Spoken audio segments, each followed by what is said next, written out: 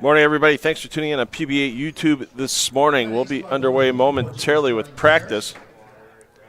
Slight delay on getting the squad started this morning. 2.5 minutes per bowler, so you're going to get 10 minutes of warm-up on your starting pair. I'd like to send a big thank you to Chris Watson and staff here at Strikers Fair Lanes 2, host of the Celeste Walker Midwest Pete Central Open. Thank you all for coming out and bowling and supporting the event. Really appreciate that. Big shout out to Mr. Phil Bryland. $2 Phil is live streaming this entire event, start to finish. So make sure you tell your friends and your family friends and your friends of your family to please tune in.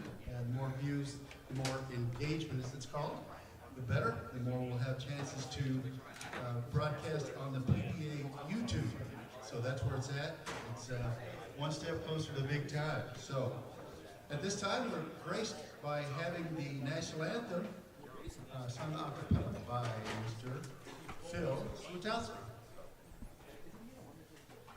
This weekend, we remember all those that gave the ultimate sacrifice of their lives, that gave us all our freedom.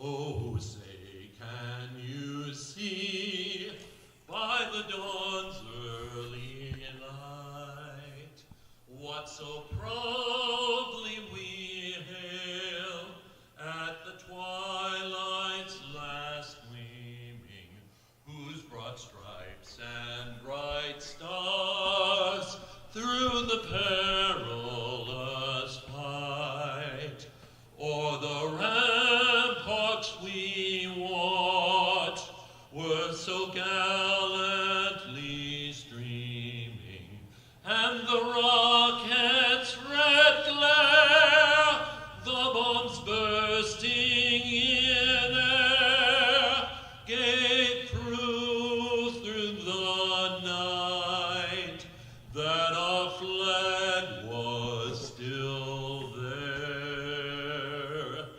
Oh, say does that star-spangled banner yet wave o'er the land of the free and the home of the brave?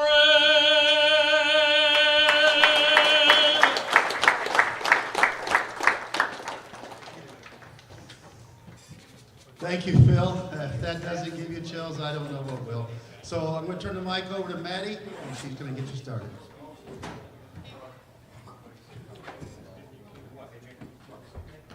Oh. A little bit of stage fright. Okay, bowlers, my recommendation to you. You need 10 minutes of warm-up. The lanes are coming on now.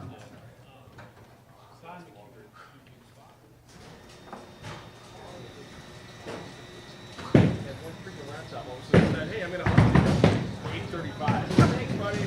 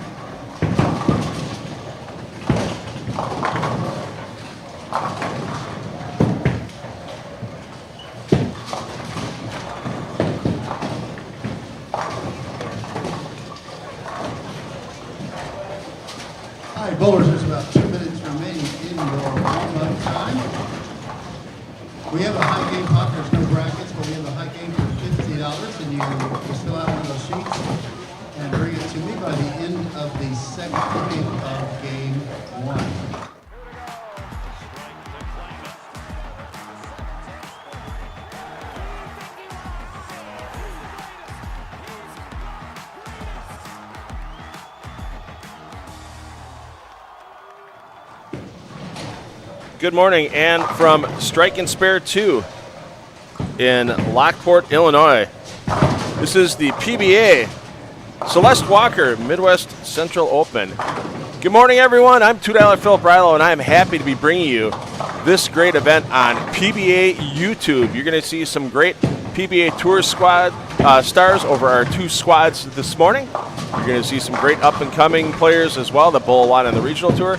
And you're going to see a lot of college standouts as well, thanks to that great PBA rule that lets college players bowl in PBA events when it doesn't conflict with their other schedule. So we have over 120 players in the field between the two squads. We have every pair of play in coverage here on PBA YouTube, so you can see all the different feeds.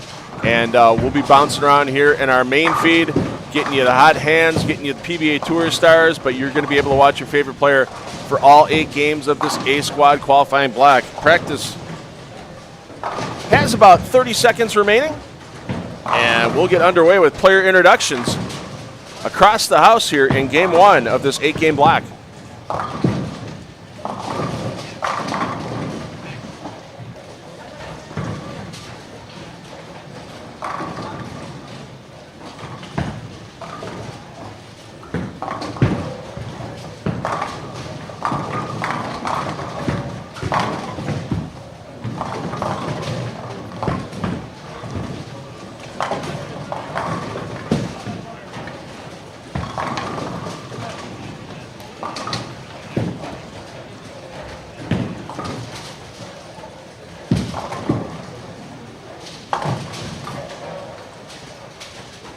Hey, bowlers, please hold up if you're warm-up. Get your balls to a full set of 10 pins and first ball cycle if you're able to do all of that. Again, thank each and every one of you for bowling. The PBA Celeste Walker Midwest Central Open. Thank you to Chris Watson and the staff here at Strike and Spare 2 and to Mr. Phil Brilo. And now we have a special guest that's going to send this squad off. This is Maddie. Here's me.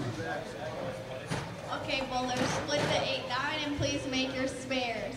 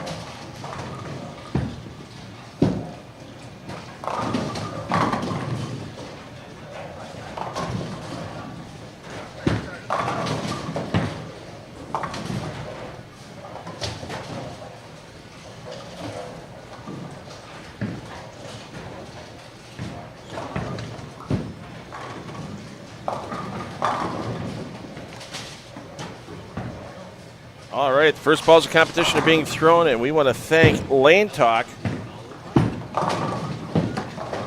for getting us in their great scoring system. You can see scores from around the world on Lane Talk. Let's get you player introductions here this morning. As we mentioned, over 120 players overall in the field.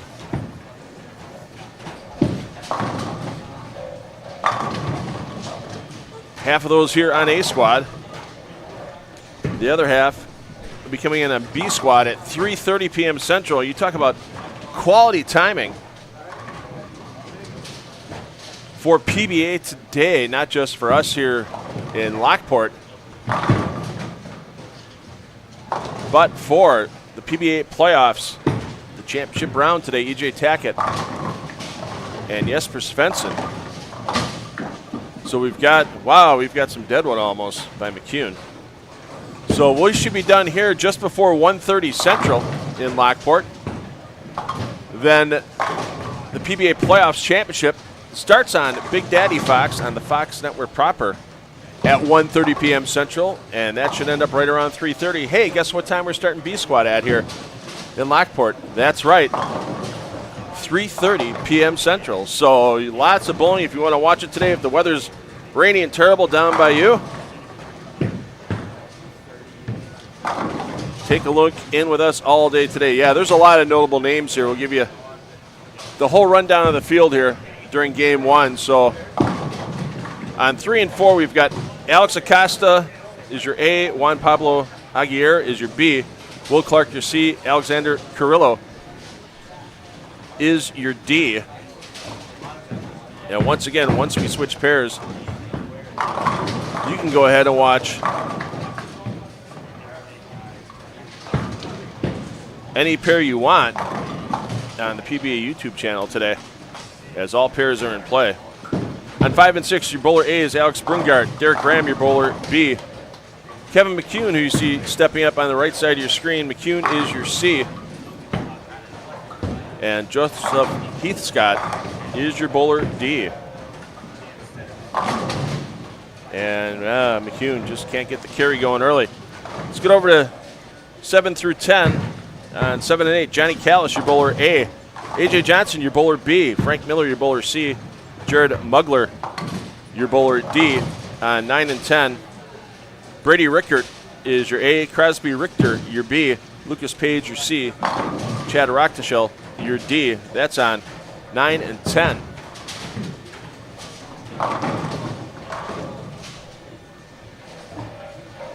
Now, once again, you can watch every pair, but we suggest if you're following a player, we have all those links available to you in the description of one of the YouTube videos this morning.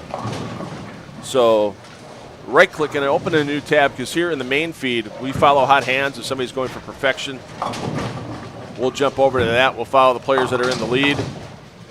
And that way you get the audio coverage on that, because the pair feeds just have the ambient audio from the pairs that are bowling. So no commentary. Here's A.J. Johnson.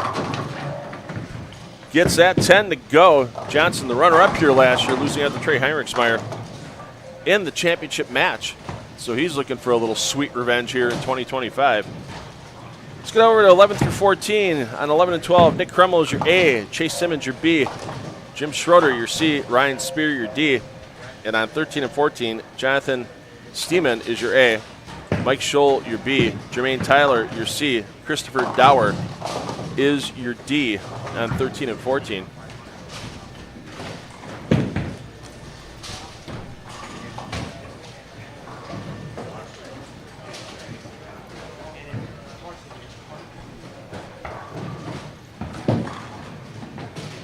And once again, big field this weekend. There you can see all the players all the way across the house. We're not using 1 and 2, 19 and 20, and 37 and 38 in this 38-lane center.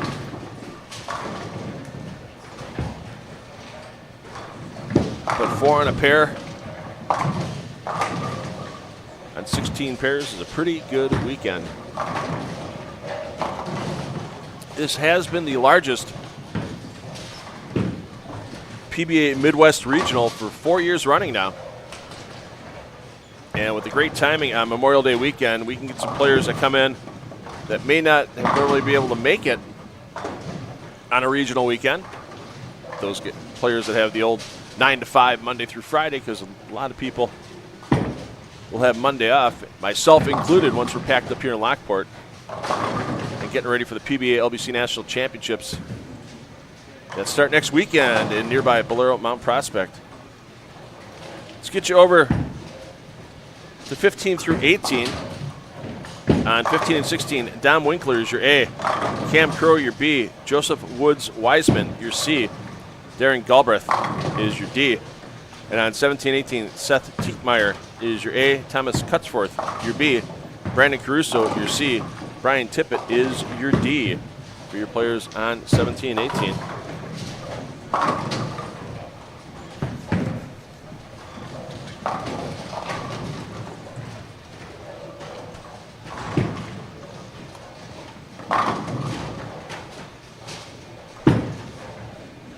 Thanks everybody for tuning in this morning. I want to thank once again the PBA because $2 Phil here. I'm my own production company with 10 on the Deck Productions, and talked to the PBA. They work some magic with the PBA live stream rights holders at Bull TV. And not only are we able to live stream this event, a lot of our events we've streamed in the past have been to our main feed on the respective PBA regional channel, and then feeds on a third-party host site for our pair feeds. But they got a nice working agreement for this event between Bull TV and the PBA.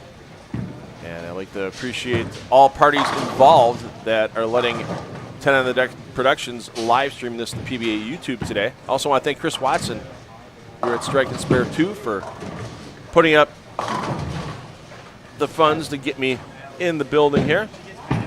And I also want to thank a couple of our sponsors that we've had for a couple seasons now with 10 on the Deck Productions for our PBA regional live streaming, one of those being the PBA LBC National Championships. You can still sign up. It's opening weekend next weekend, and if you're near Bolero Mount Prospect on Saturday, May 31st, and you want a chance to meet Norm Duke in person, that's going to be your chance next Saturday, as Norm Duke can be part of the opening ceremonies for that event. 7 weekends of bowling, divisions for all ages and abilities. Check out the information, pba.com/LBC tournament. And H5G Brands, they're the official merchandiser of the PBA.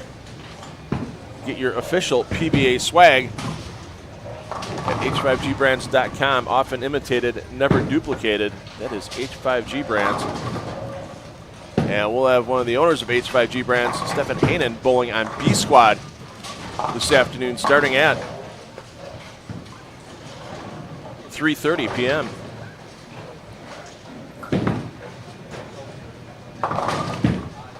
We're not using 19 and 20. That's the emergency breakdown pair if necessary. Let's get over to our players on lanes 21 through 24.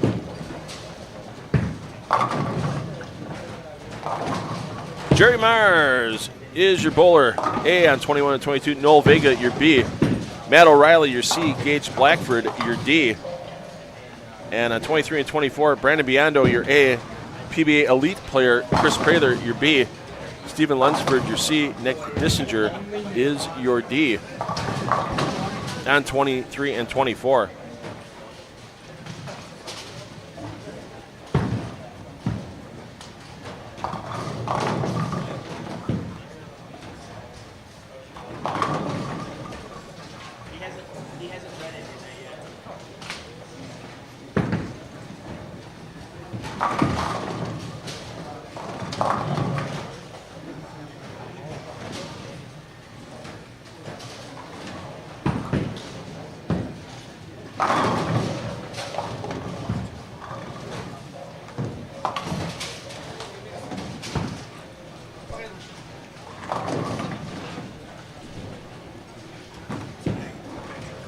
No Kyle Sherman on the roster. I'll check the chat as often as I can. Once again, 10 on the Deck Productions. I'm a one-man show. You might see 3 or 4 people on some of those other bowling live streams. We're a one-man show here with 10 on the Deck Productions. But we make it affordable for proprietors hosting regionals. They're already putting on a good chunk of change to the host. We make it affordable to bring us in, and sometimes it takes a little hustle.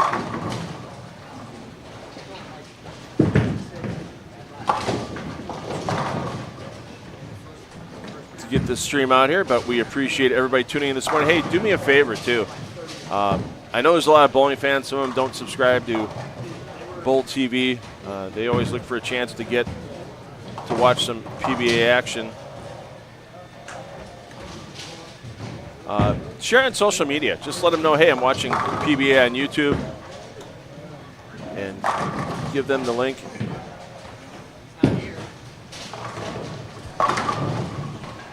On YouTube, and then they can come in and check it out themselves. And hey, I gotta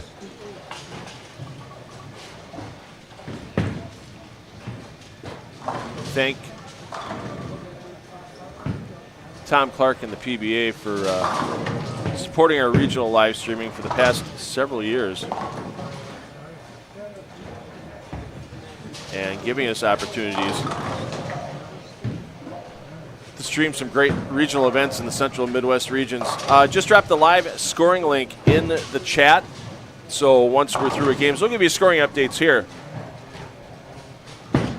on the main feed, but you'll be able to check after every game yourself if you're following a particular player through that League Pals link that I just dropped in the chat.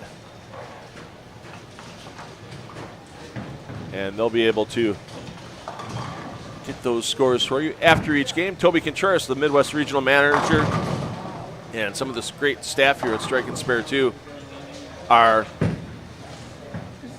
going to be hustling to get scores after every game. Get them out to you, the fans.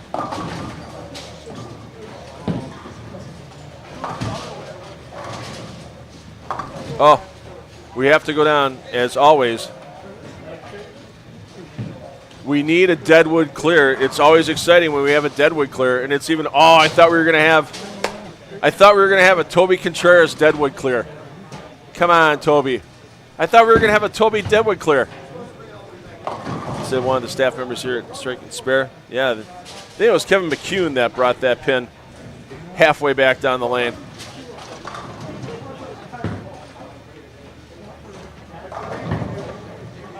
We'll get back to 21 through 24 for another frame, and then we'll get over to our next pairing. We'll get through everybody here in the first game, and like we said, we'll get through and stick with some leaders, some well-known names. We'll be bouncing around here in the main feed.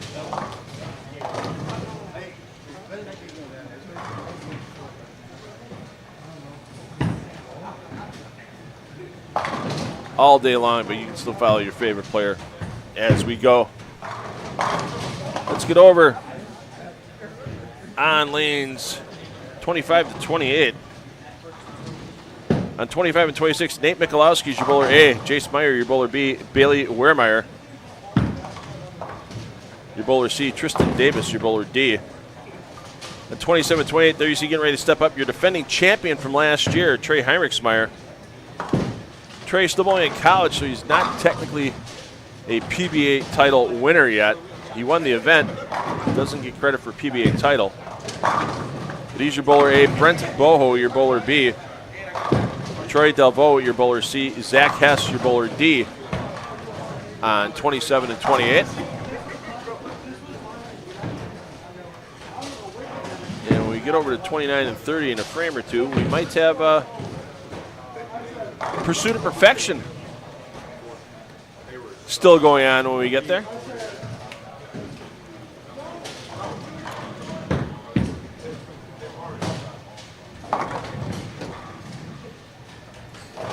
That's right, Nathan. Nathan, there's nothing better than a Deadwood clear on the PBA Regional Tour. I felt robbed, though. I really thought we were going to have a Toby Contreras Deadwood clear. The only thing better than that is a Bobby Jekyll Deadwood clear.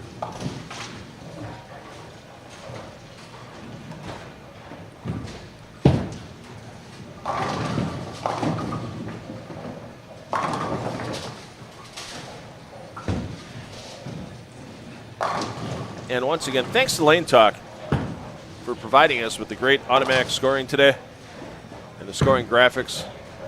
If you don't already have a subscription to Lane Talk, grab yourself one. Always get those great statistics, and especially if you are a bowler yourself, keep track of your stats on your phone. Doesn't matter if you're a PBA level pro or a once-a-week bowler, Lane Talk will give you some great statistics as you get through your league season, tournament season.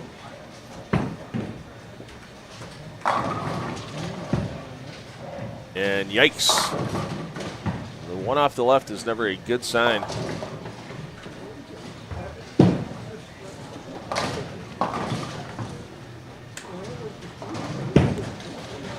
Boho goes high. Let's get over 29 through 32. A couple of hot hands early here. On 29 and 30. Kyle Muller's your bowler A. Corey Kistner, your bowler B. Benji Martinez, perfect through 7, is your bowler C. And Gary Camus, there you see Gary stepping up, taking care of the super senior division here. I think he's the only player above the age of 65 in the building this weekend. Gary taking a shot at it, missing the 2, 4, 7, 8. Next door in 31 and 32, you've got Ben Sobel, your bowler A. Zach Wilkins, PBA Elite player, your bowler B. Another PBA Elite player, Bailey Maverick, your bowler C. And PBA Hall of Famer, Sean Rash, is your bowler D. So you see Maverick and Rash having some solid starts so far.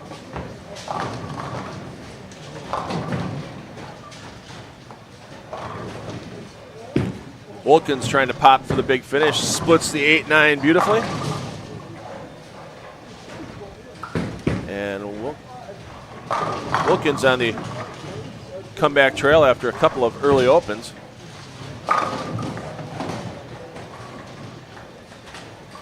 Sean Rash sporting some new colors on the new jersey. I haven't seen the blue and red on him in a while.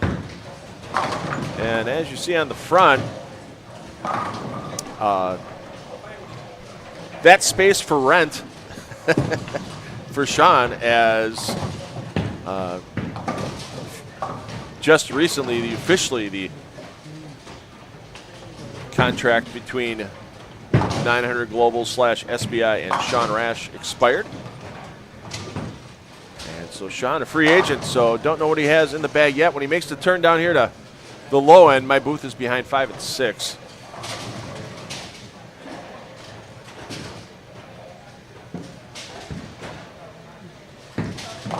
We'll get that information on what Sean might be throwing here early this morning. No lucky bounce for Sean and an open frame. Going to leave him with a maximum in the 230s here in game 1.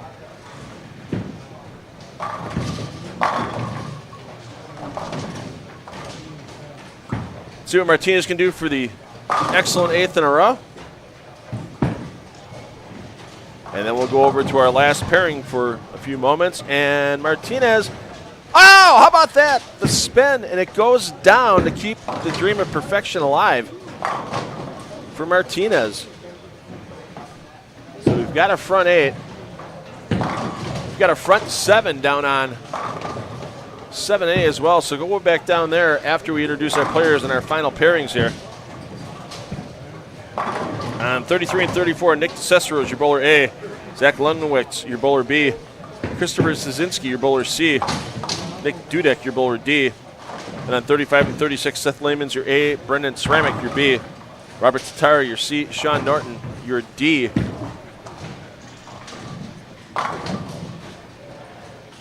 On 35 and 36, and we're going to get back over to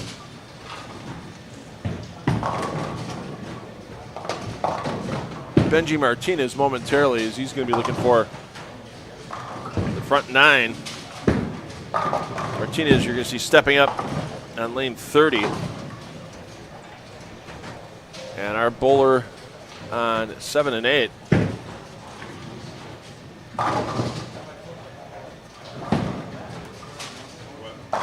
Is Jared Mugler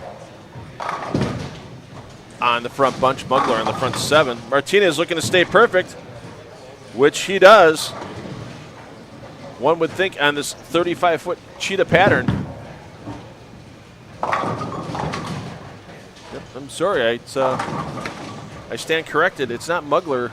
Apparently I got some wrong information on the letters, as you're going to see A.J. Johnson stepping up on lane 8. Johnson on the front 7.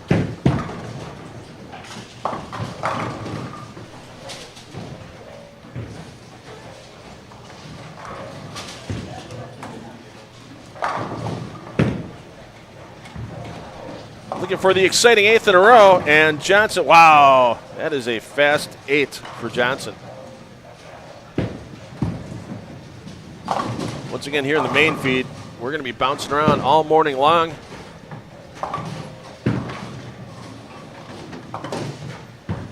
And, yeah, sorry, Del. I was trying to get a few things done in the booth, and I totally neglected to get the pattern out there. 35-foot cheetah. It's the new 2025 version. They actually bowled on it last night in a 6-game sweeper here that quite a few of the players took advantage of.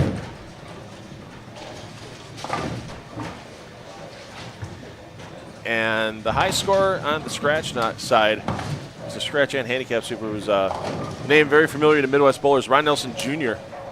Ron averaged about 230 leading on the pattern, so I would think that would be one of our leaders today here on Cheetah. If either A or B squad will average around that, maybe even a couple pins more. But I would think, I'm guessing 120 over for 8 games is going to make the cut. And of course, that's just a wild random guess. I didn't really get to watch much of practice yesterday, and you really can't tell off of what happened in the sweeper last night. Sure, there were some PBA professionals like Kevin McCune in the sweeper, but when you're crossing with bowlers of all averages, all abilities, all kinds of ball surfaces, rotation types and stuff, you really don't get the same breakdown you would during a PBA regional event.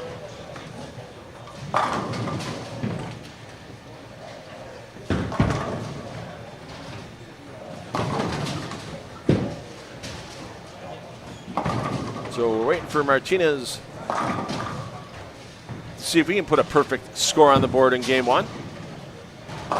Once again, appreciate everybody tuning in bright and early.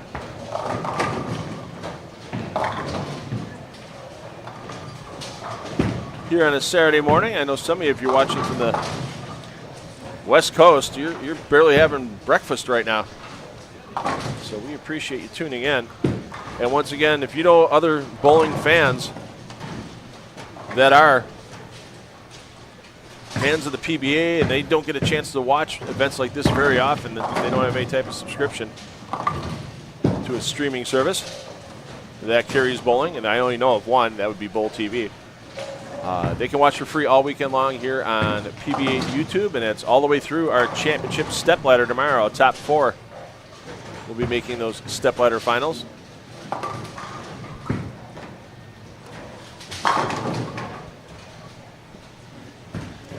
And our stepladder finals on lanes 31 and 32. That'll be taking place tomorrow. Estimated start time 1:30 p.m. Central Time for that stepladder. If we stay timely throughout elimination rounds tomorrow. No match play in this event at all. Top 1 and 3 as Kistner opens. Top 1 and 3 advance to tomorrow's advancers round. They'll bowl 4 games. We'll cut to the top 16. Those 16 players will bowl 3 more games as they keep piling on the pinfall to their existing totals. After those 3 games, they'll cut to our top 8. They will bowl 2 games with their totals. And after those final 2 games are completed in the round of 8, we'll have our top 4 for our stepladder. Once again, 1:30 p.m. tomorrow, the estimated start time. And we should be pretty close to that, barring any ties to advance in any round tomorrow.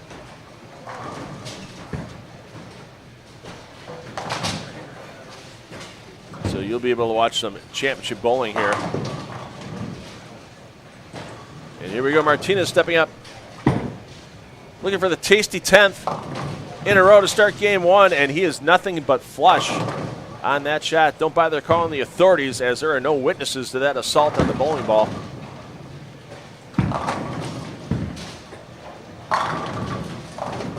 There's a crime without witnesses right now, except for everybody watching, of course, here on PBA YouTube.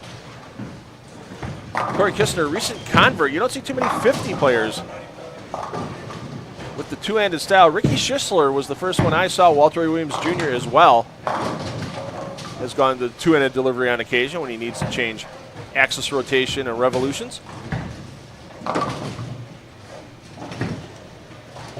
And now Corey Kistner, we're seeing more and more players Wow. Hey, Sean Rash. How are your fingers? Hopefully they're not too burned on that one. That was a little unusual for the week 8 pin for Sean. How about the excellent 11th in a row for Martinez? That time the 7 doesn't fall, but still a quality start for Benji Martinez here in game 1.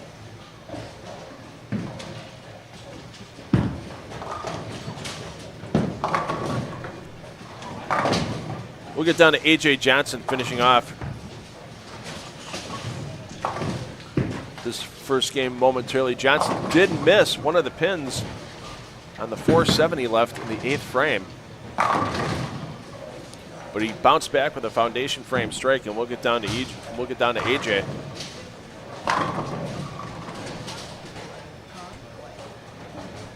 Oh, there we go, Homie G. Yeah, thanks for waking up early for us this morning. Getting the West Coast shout out. Hopefully all is well out in Fontana.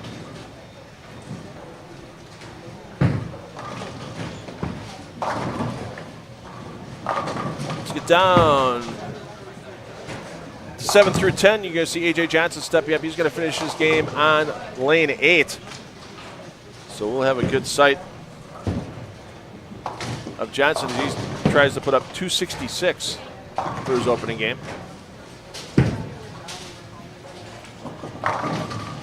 Pretty funny this morning. AJ was looking for a spot for his equipment. He looked at me and goes, "Hey, you mind if I put it by the booth?" It's kind of by the entrance, so I might have blocked off a little bit. I can step over a bowling bag. So I was just giving him a little bit of a hard time, going, "Hey, you know, I'm an old guy. I got to walk over these things." He goes, "I'm just giving you a little taste of what it was like when you were back on the PBA National Tour with Extra Frame and Flow Bowling." It was a good comeback by AJ. I got a laugh out of that. Some of you might only see AJ on TV. You may only see the fired up personality. You might see the bouts of anger and stuff, but I'll tell you what, off the lanes, I've known AJ since he was in high school. He bowled some youth events I ran in Wisconsin that we had on television. And, you know, off the lanes, it's any PBA player. Off the lanes, an entirely different character than what you see for on the lanes. When they're on the lanes, it's do what you have to win. I mean, not quite, you know, NASCAR or IndyCar, or, you know, bend the rules with cheating or anything like that. Obviously, you can't do that in bowling. All the bowling balls are well regulated by Neil Stremmel of the PBA with the rules department. Of course, the 75 hardness for the urethane durometer coming into play this weekend. I didn't see if there was a durometer in the tournament office to check urethane or urethane-like balls. So Johnson, tough shot on the railroad here, hooking into it. Gets them both to go. So we've got some maintenance to do out on the lanes here ourselves. We're not in practice anymore. We're talking practice. We're heading for game 2 of this 8-game A-Squad qualifying block for the PBA Celeste Walker Midwest Central Open. A little audio intermission as the players move lanes. Players are going to skip a pair, land on the second here in game 1.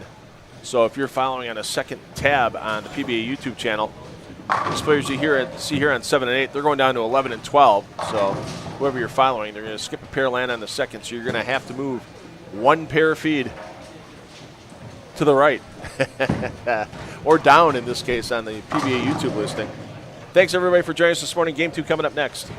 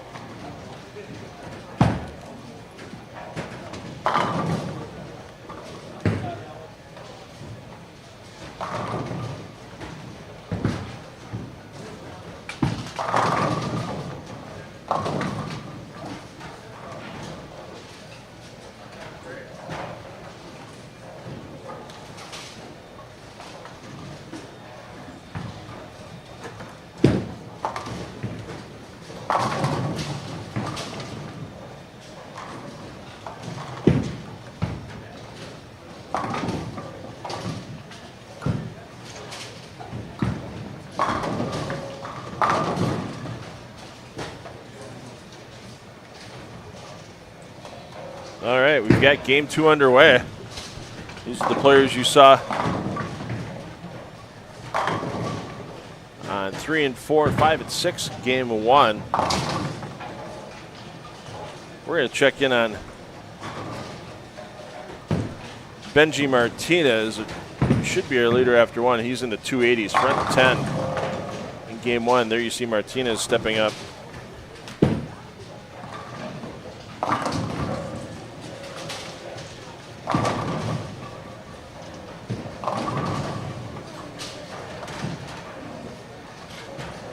And Martinez with the week 10.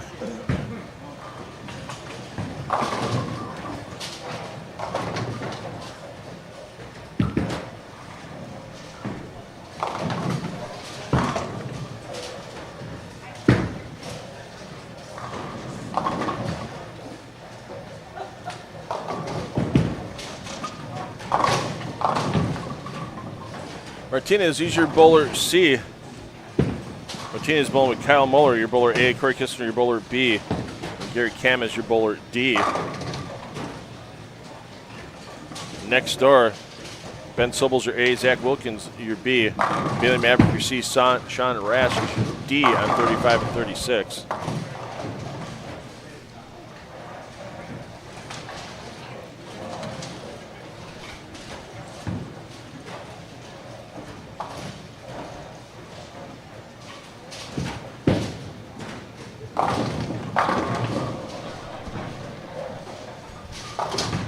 And with our step ladder papering 31 and 32 tomorrow, got some toys I got to play with here already. Sit out there, you see a nice side view of Zach Wilkins as he's getting into the approach. Down the lane on this 35-foot cheetah pattern, and get that 10-pin out of there. It's time for a mid-morning nap, Mr. 10-pin. As Wilkins taking care of business for the front four.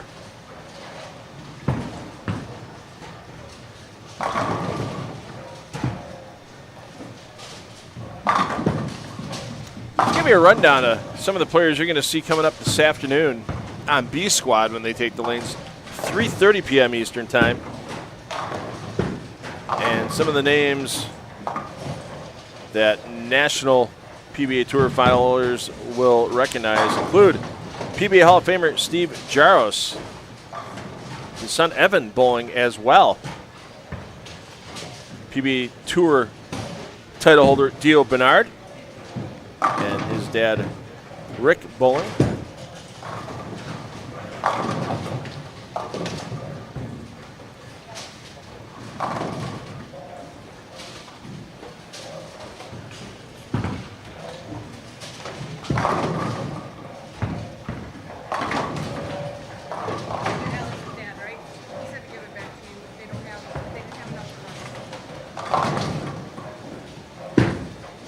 Some good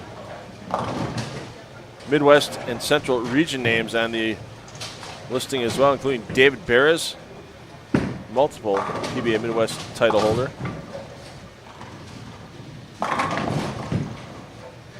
Corey Hersha, who finished in second place 2 years ago here, lost to Nate Purchase in the championship match. And our host, Chris Watson, taking the lanes as well. So 3:30 p.m. Eastern time, Central time, pardon me. 3:30 Central is your start time. Here at Strike and Spare 2 for B Squad of this PBA Celeste Walker Midwest Central Open. And how about this? We've got some hot hands here on 35 and 36. We've got two front fours and a front five. A couple of PBA Tour players on the approach there, checking things out, having a little laugh with each other, keeping it loose. And it should be Sean Rash taking the lanes here.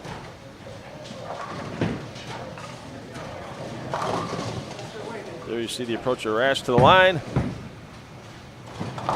And that one isn't going to strike for Rash.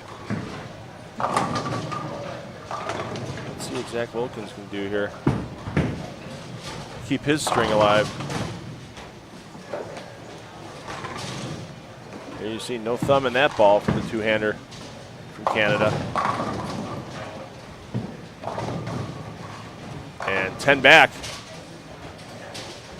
So a pair of front fives here on 35 and 36. We'll stay here for now. We'll look and see if there's any other front fives out there. Ah, somebody watching from South Africa. That's very cool. Thanks for, I'm guessing, not staying up late. It's probably in the middle of the afternoon there in South Africa. Glad to have a PBA fan. I only know one professional bowler from South Africa. Actually, two of them. One was Francis Lau, who now does some coaching in the Mideast. And another one, Jody Ellis, PWPA professional quarter century ago. So there's been some quality players coming out of South Africa over the decades.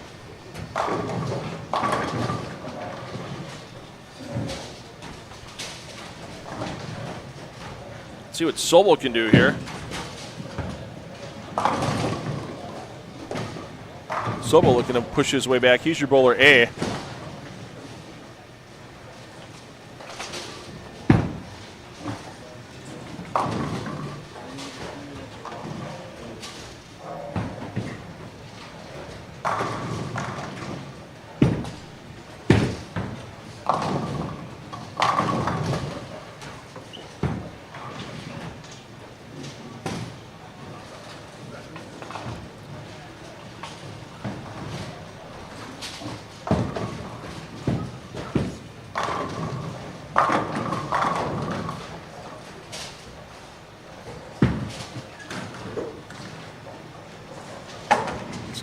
Let's take a look at Wilkins. Look at that setup on the approach. Ball, chest high in the stance. Oh, look at that. And a front 6 for Wilkins. Halfway there. I've always wondered who said the front 5 was always halfway there. Like, I get the 10th frame is a unique entity compared to the other 9 frames in bowling. But it takes 12 strikes to be perfect, so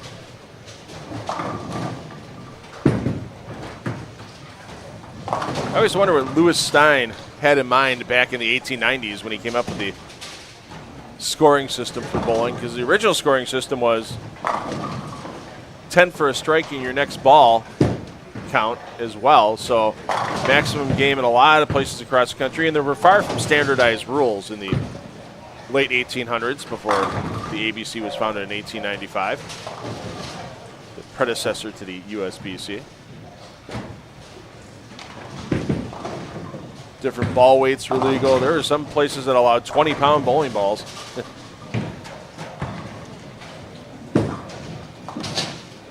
But the maximum scoring rate was 200, as every strike piled on another 10 pins, because you only got to count your next ball. But Louis Stein came up with the 300 maximum scoring system because it allowed more room for improvement, made spares more important as a part of the game. As under the old scoring system, a 200 maximum, you spares, okay, you missed a pin, it only cost you 1 pin. Now you missed a spare, now it costs you 11 pins. It costs you a little bit more on the scoreboard as Maverick hooks in front of that 2-8.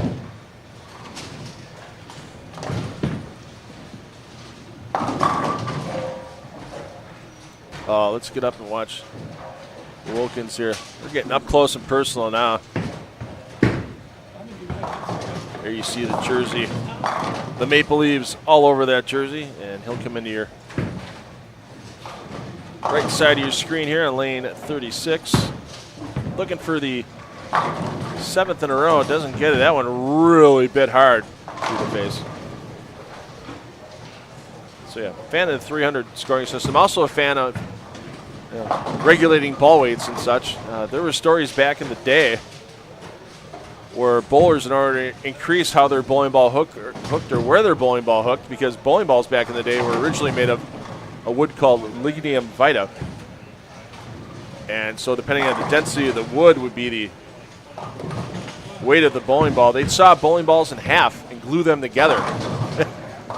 They'd take a 20-pound bowling ball and a 16-pound bowling ball, cut them in half, glue them together, sand it down, and then drill it up so it had more weight on one side than the other to either help it hook more or help it hook less.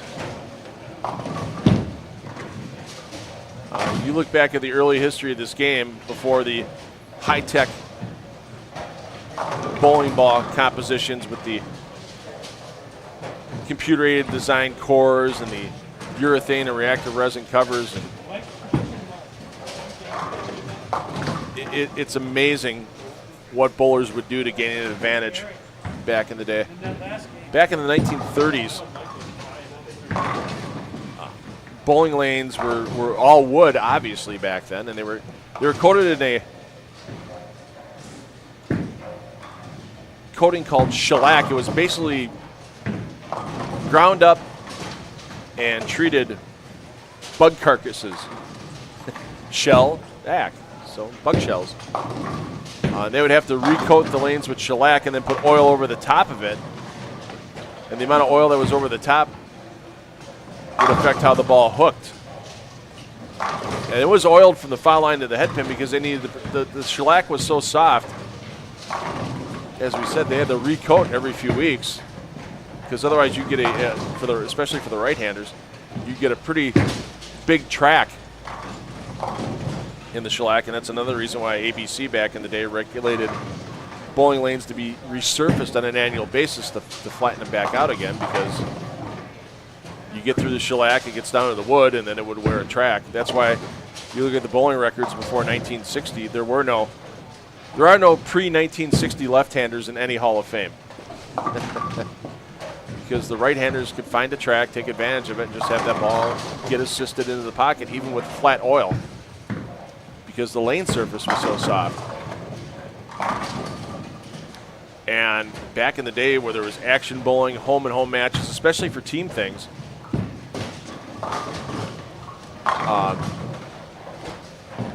there were the national team championship was 30 games between the champion and the challenger, 30 games in each of the centers that hosted home and away, a true home and away series. And there was one time in the 1930s during one of the team championship matches, the Stroh's beer team, of course, back in the 30s, 40s, 50s, a lot of beer companies sponsored high quality bowling teams, and the Stroh's team, because of how soft the shellac was, and they were bowling in January, they took full advantage of it, and they opened every window and door in the bowling center for a day, froze the shellac, actually got so cold in the center the shellac froze, they practiced on it, see how the bowling balls would react, and then closed all the doors and windows a half hour before, wouldn't let anybody else in until a half hour before the match, fans and the other teams, so that they could bring the heat back up, but obviously the shellac would still be frozen for a while.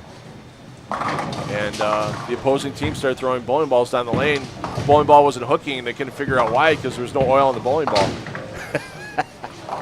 So, I mean, trickery. Call it cheating, call it trickery, call it giving yourself a home field advantage, call it what you will. That's gone on in bowling for a long time, so.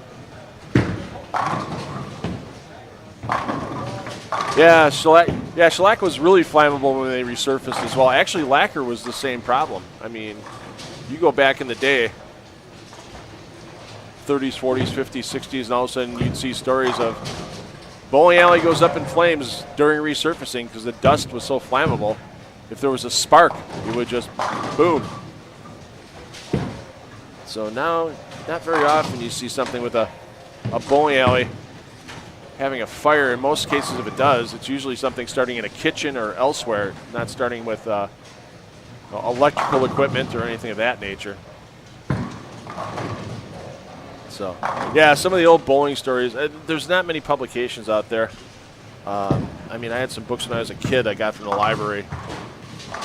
One book was called The Perfect Game, another one was called The 10th Frame, that had some really good bowling history from the beginning of the game in the 1850s and 60s, where, adding the 10th pin kept bowling from being illegal. They were using the old German 9-pin version, and somebody redid the format, added the 10th pin, and that's the start of bowling as we have it today. If Rip Van Winkle came back from 1920 and saw 2020's bowling, he'd be in full disbelief that it's actually occurring.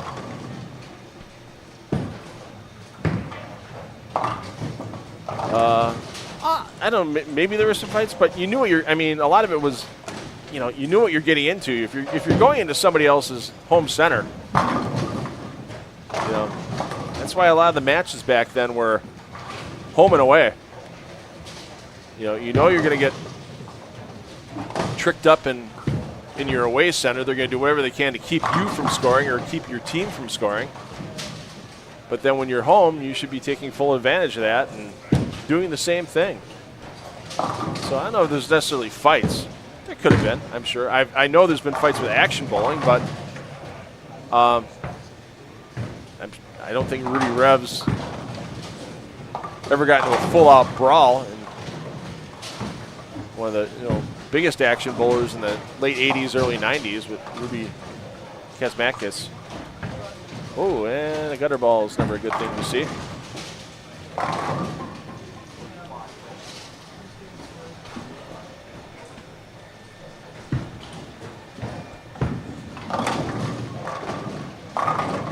But yeah, it could have happened. It could happen. The late great Judy Tenuta, one of my favorites. It could happen.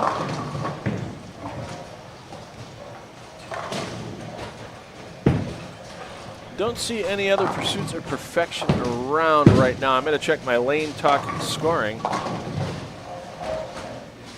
See if we have anything here. I don't believe we do. Otherwise, we'd make the big jump and chase it down. A couple big scores on this pair, though. Sean Raskin needed a conversion to get a chance to get into the 240s. 3, 6, 9, 10, never easy. Gets it done. Zach Wilkins looking for 267. And after that front 5 for Bailey Maverick, he's got to be kicking himself a little bit. Benji Martinez, though, he's our leader after 1. And let me just make sure. I gave you the scoring link earlier. Give you a rundown of our top players here after the first game. Yeah, Martinez 289, Trey Heinrichsmeyer, defending champion, at 279, Bailey Maverick at 255 in game 1. We saw the end of AJ Johnson's 246. Crummel and Crow at 234. And Seth Keatmeyer, Brian Tippett round out the top 8 at 221. You'll be cutting to the top 36 players this weekend will advance.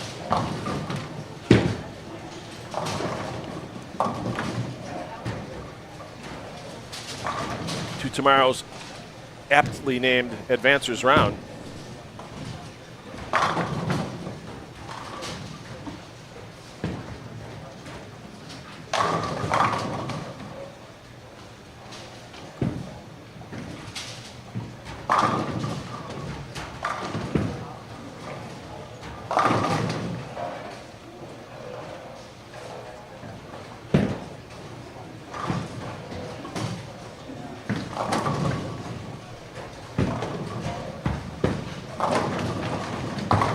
That'll start at 8:30 a.m.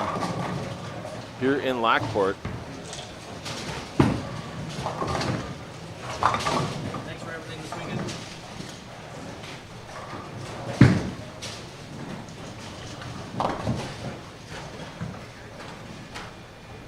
See, we got a couple of hot hands we'll check in with after our pair finishes on 35 and 36. Down on 25 and 26.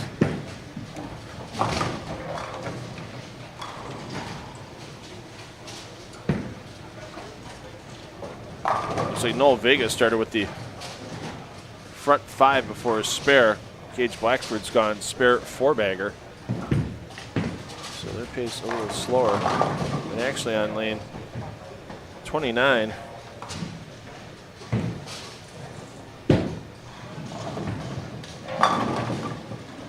We've got Jace Meyer with the front 6. We'll go down to Meyer here. Let's see if he's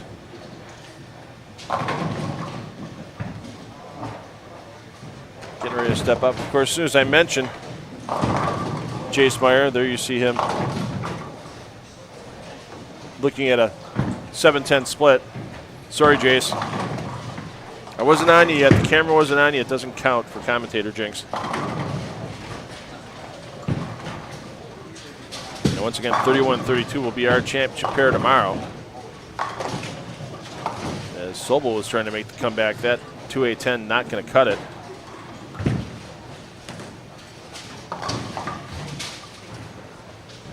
So 234. Put that on the fill ball. Rash, wrap 10. He'll be in the 230s with a conversion and good count. Zach Wilkins still looking to get to 260. We see Wilkins with the ball prep. Steps on the approach.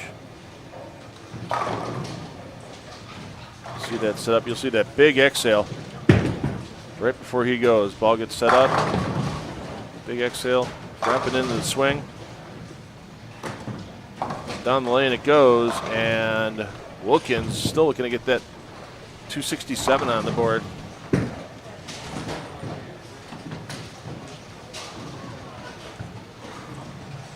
Wilkins started with 205, so one would think this big game is going to move him up quite a few spots in the standings.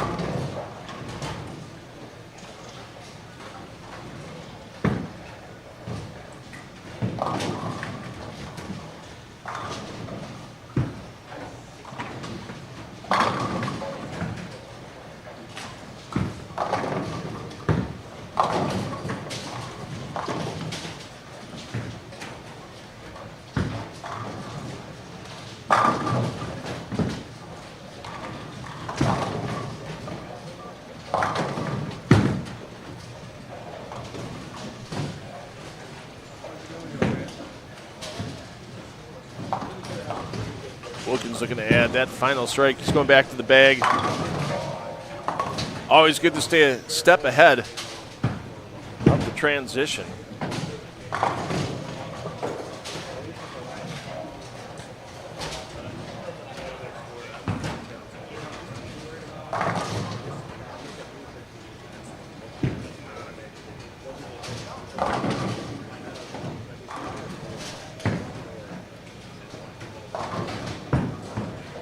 Oh, I see the LT48 in the chat. Somebody mentioned that a couple times. The first particle bowling ball. Remember the days of the particle with reactive back in the late 90s, early 2000s? Get that ball some more grip, like tire tread. That was the LT48. There were actually ground up walnut shells mixed in with the rubber on the LT48.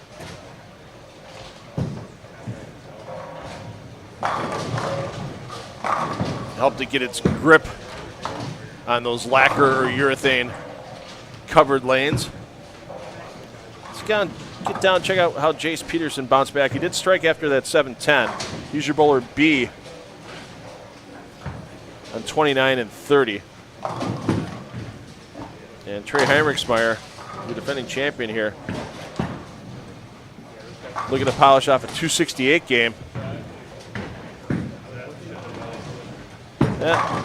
Little wiggle there, still 267 for Heinrichsmeyer as he tries to defend. I'm sure there's a few bowlers in the under 22 Masters at Thunder Bowl in Allen Park, Michigan right now that are happy Heinrichsmeyer's here and not at the under 22 Masters. But when you have a title to defend, you go to defend the title. You should put this face for rank. There's a guy in the South region that has that. He has it all over Allen Park and all over the space for rank. He's got that. He's got one sponsor.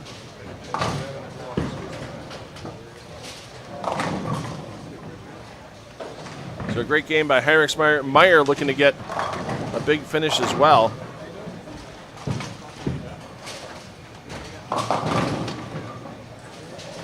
We're going to stick with this pair. We've got some maintenance to do. We're going to give you a little audio intermission. Player movement is going to be skip 2 pairs and land on the third. So the players you see here on 29 and 30. I'm sorry, they're just moving next door. I apologize, I got a game ahead on the skip. They're just moving next door, so the players you see here on 29 and 30 are going to 31 and 32. Players that are on 33 and 34 going next door to 35 and 36. And Wilkins and Rash, they're going down, making the big walk down to 3 and 4. So Game 3 coming up next. PBA Celeste Walker Midwest Central Open. Thanks for everybody joining us on PBA YouTube. Please let everybody know on social media that there's free PBA regional action to watch all weekend long. And the reason for that great PBA regional action through our host, Strike and Spare 2, from another great sponsor, the PBA LBC National Championships. Still time to sign up. Starts next weekend at nearby Bolero Mount Prospect. PBA adds a bunch of money to the prize fund. 8 divisions. You could bowl with a pro on your squad. Kyle Troop's bowling opening Saturday, 9 a.m. next week. On the May 31st 9 a.m. squad, you could bowl on the same squad with Kyle Troop. Hey, you might be lucky enough to get drawn to bowl on his pair. You're not bowling against him. He's in his own division, but there's 7 other divisions you can be a part of. Check it out, pba.com/LBC tournament. And the official merchandiser of the PBA, H5G brands. Often imitated, never duplicated. H5G. Check out some great 2025 PBA Tour swag available on the website. And Game 3 coming up next from Strike and Spare 2 in Lockport, Illinois for the PBA Celeste Midwest Central Open.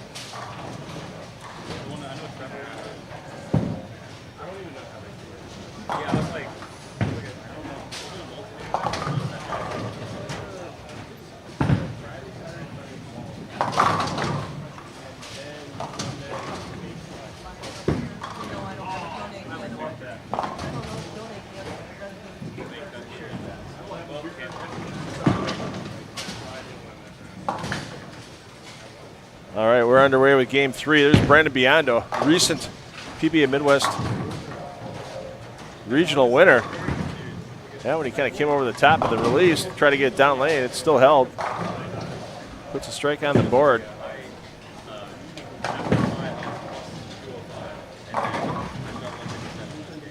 Biondo's your A.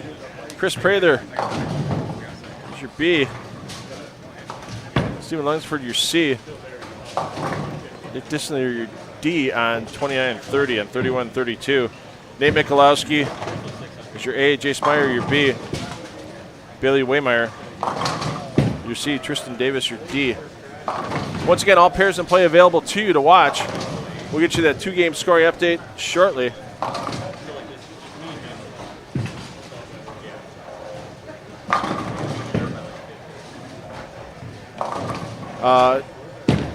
Sean Rash, from a conversation I had with him that I guess I'm now allowed to have a conversation with Sean a little time back.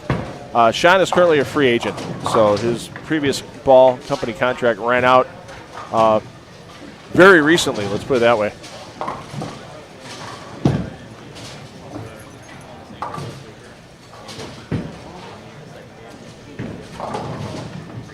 And so I joked with him when he walked in front of the booth. My booth's behind 5 and 6, with Sean being on 3 and 4. And actually, let's go down there right now as he's getting ready to step up.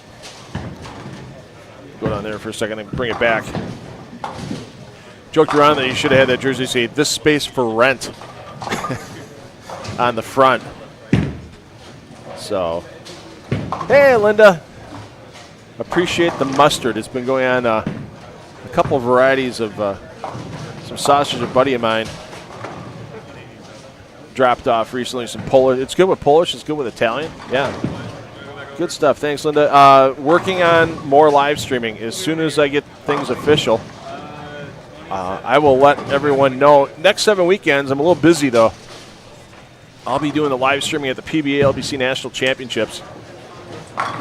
So that tournament has every lane, every game, every frame, every pair, every squad covered for the entire tournament. So if you can't make it, let's say Sean gets hosed, 10 stands in defiance. Let's say you want to watch Kyle Troop Bowl next Saturday, but you can't make it up to Bolero Mount Prospect to watch in person. You're going to be able to follow Kyle Troop as he bowls the 6 games across Bolero Mount Prospect. And I believe we're going to have a main feed with Norm Duke on that 9 a.m. squad. Not sure if there's going to be another one on the 2 p.m. squad, but we're definitely going to have Norm in the booth sometime after 10 a.m. next week. So we'll start off with some Kyle Troop watching, and we'll end up that squad in the main feed with some Norm Duke chatting. Squad times every weekend. The for sure squad times are at 9 a.m. and 2 p.m. on Saturdays.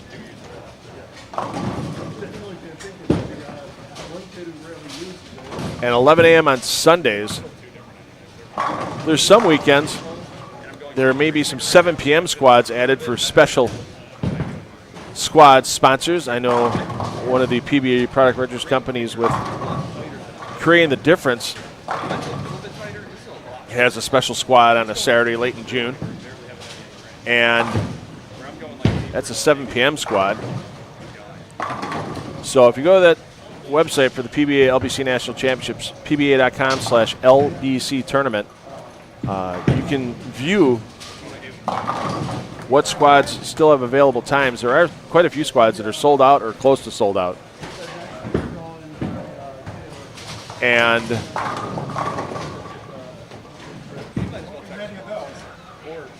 you can take your shot. I mean, guaranteed $25,000 on top in the Open Classic division. And none of the PBA Elite Professionals can bowl in that division. PBA Elite Professionals have their own division for the LBC National Championships. Women's Classic and Senior Classic divisions are $5,000 guaranteed on top, along with the men's handicap and women's handicap divisions having that same $5,000 guarantee. And if you're a youth player, there's a boys handicap and a girls handicap division. They can bowl in as well. They can elect to bowl in one of the higher divisions, like Gianna Brandolino did last year, and take the winnings and scholarship money. Gianna Brandolino finished second in the women's classic division behind Liz Johnson, and then when she got to the PBA LBC National Championships class, you saw on FS1 in Bayside Bowl,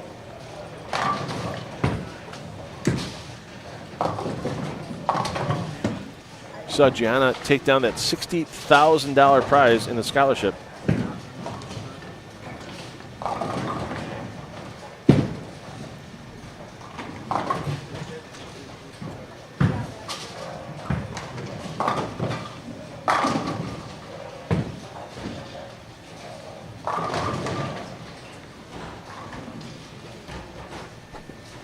So yeah, watch Kyle Troop next weekend. If you're there bowling in the LBC National Championships, stop by the live stream booth and say hi. Not every squad has a main feed. Some of the squads will just have the pair feeds in play, and I'll be monitoring from the broadcast booth. Other squads, I'll have a PBA Elite player or other notable like Norm Duke. I mean, Norm could still be a PBA 50 Elite player, no doubt about it, if he wasn't retired. I have no doubt in my mind, but when Norm said he was done, he wasn't kidding. Hasn't thrown a ball in competition since 2022 at the PBA Elite League at Bayside Bowl.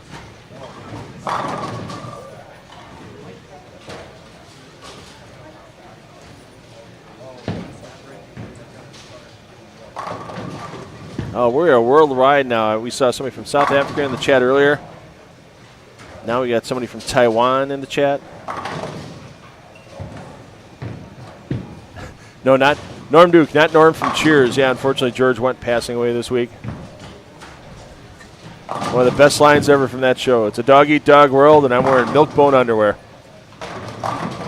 Some great Normisms from that show. No doubt about it.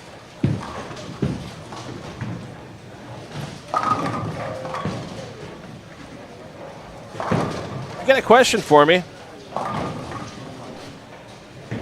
Me being $2 Phil. Drop it in the chat. I'll do the best I can to answer that for you.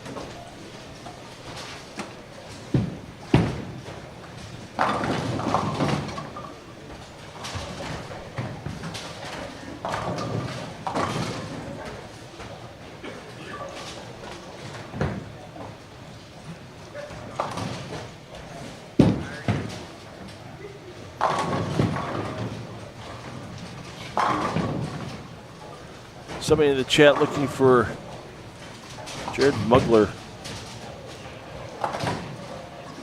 Mugler currently on 13 and 14 here in Game 3, so you can select that pair feed. Once again, if you're watching the main feed, if you open up the description underneath the video, it has all the links to every pair in play. Just right-click on one of those links, hit Open New Tab, because when you keep us on in here, we can give you scoring updates, we can follow bowlers chasing perfection. Who knows? Maybe on B Squad we might actually have somebody sticking around. Maybe we can get somebody in the booth for a game or two. So should have your 2-game scoring update coming across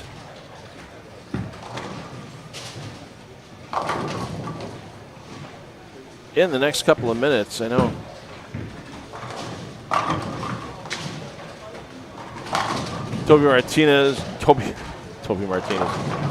Toby Contreras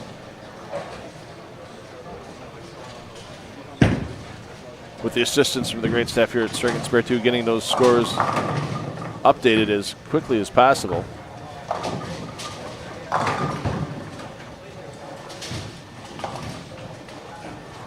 Checking our Lane Talk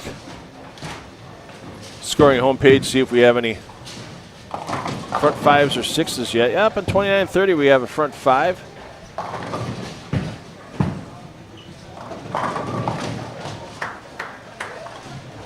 It's Brandon Biondo.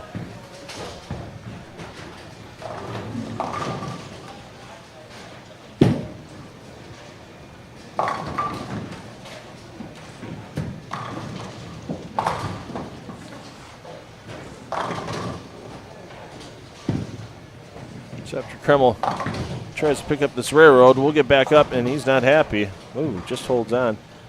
We'll get back up here. 29-30, the left pair on your screen. And we'll have Brandon Biano coming up shortly.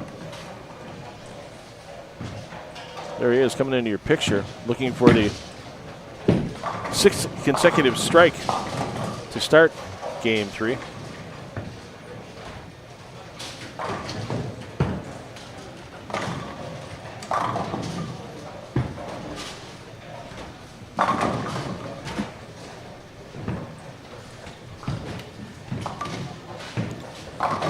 John C. Here's a question. Aren't most bowling balls similar? Solid is a solid, a pearl, and so forth. Yeah, cover stocks can be different, cores can be different. I mean, I don't follow any of that stuff as much as I did in my competitive days and then my early days of live streaming with Extra Frame and Flow Bowling, where on occasion I had to play the color commentator role. Really kept up on things. Now when I'm play-by-play, that's what I got my color commentator for. They know all the bowling balls and all the stuff that's going on. You know, the thing is nowadays, and it's been a constant fight since, well, forever. I mean, back to the days of the caramel white dot, for those of you that might be old enough to remember that bowling ball.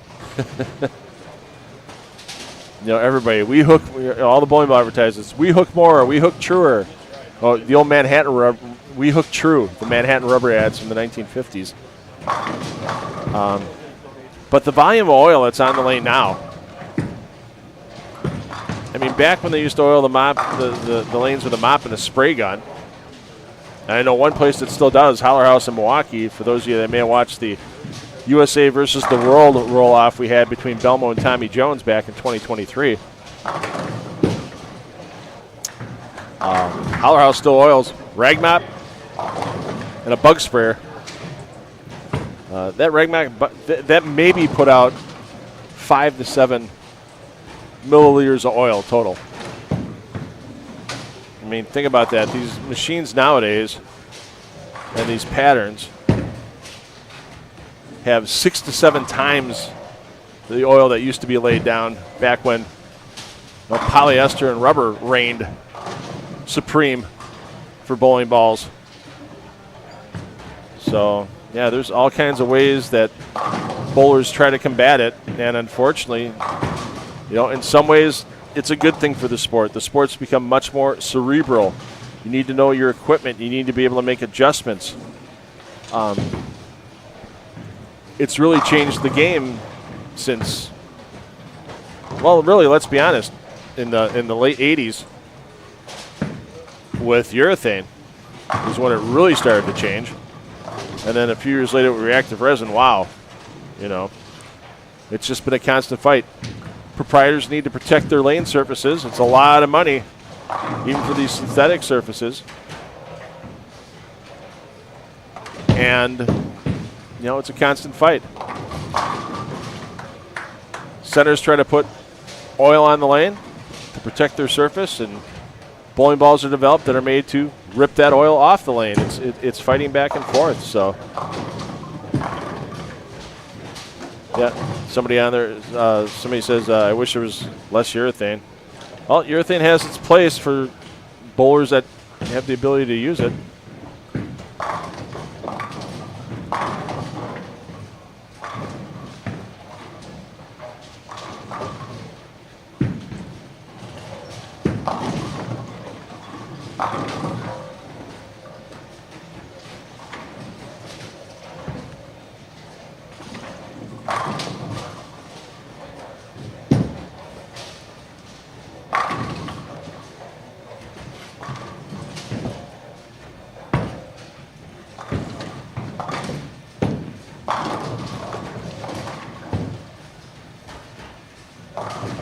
Yeah, I mean, bowling technology, a majority of it's been to help the proprietors stay in business, make more money.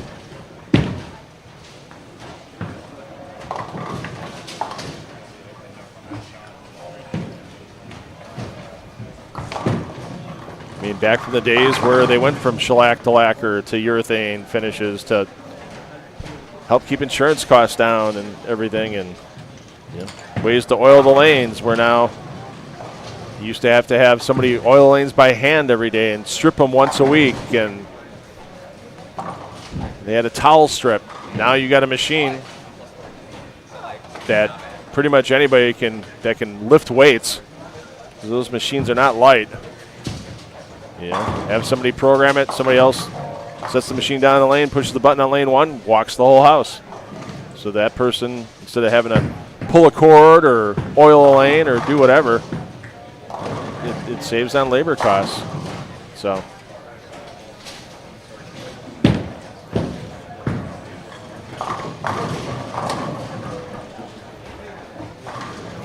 But yeah, it was a simpler game back in 50s, 60s, and 70s. Like we said, track players for decades in the early part of the 1900s, all the way through the 60s, and lane surfaces started getting harder, kind of evened things out. Lane's going to be oiled all the way down the lane with lacquer because everybody would leave 5/8-10s. I mean, we've got a bowler in the field here whose grandfather revolutionized bowling ball surfaces in the 1970s. Kevin McCune's grandfather, Don, when the soaker came about.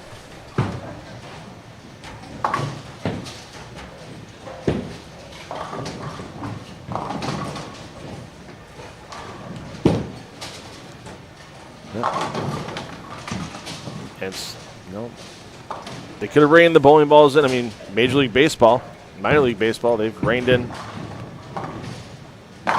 not going to aluminum bats or graphite bats or anything else.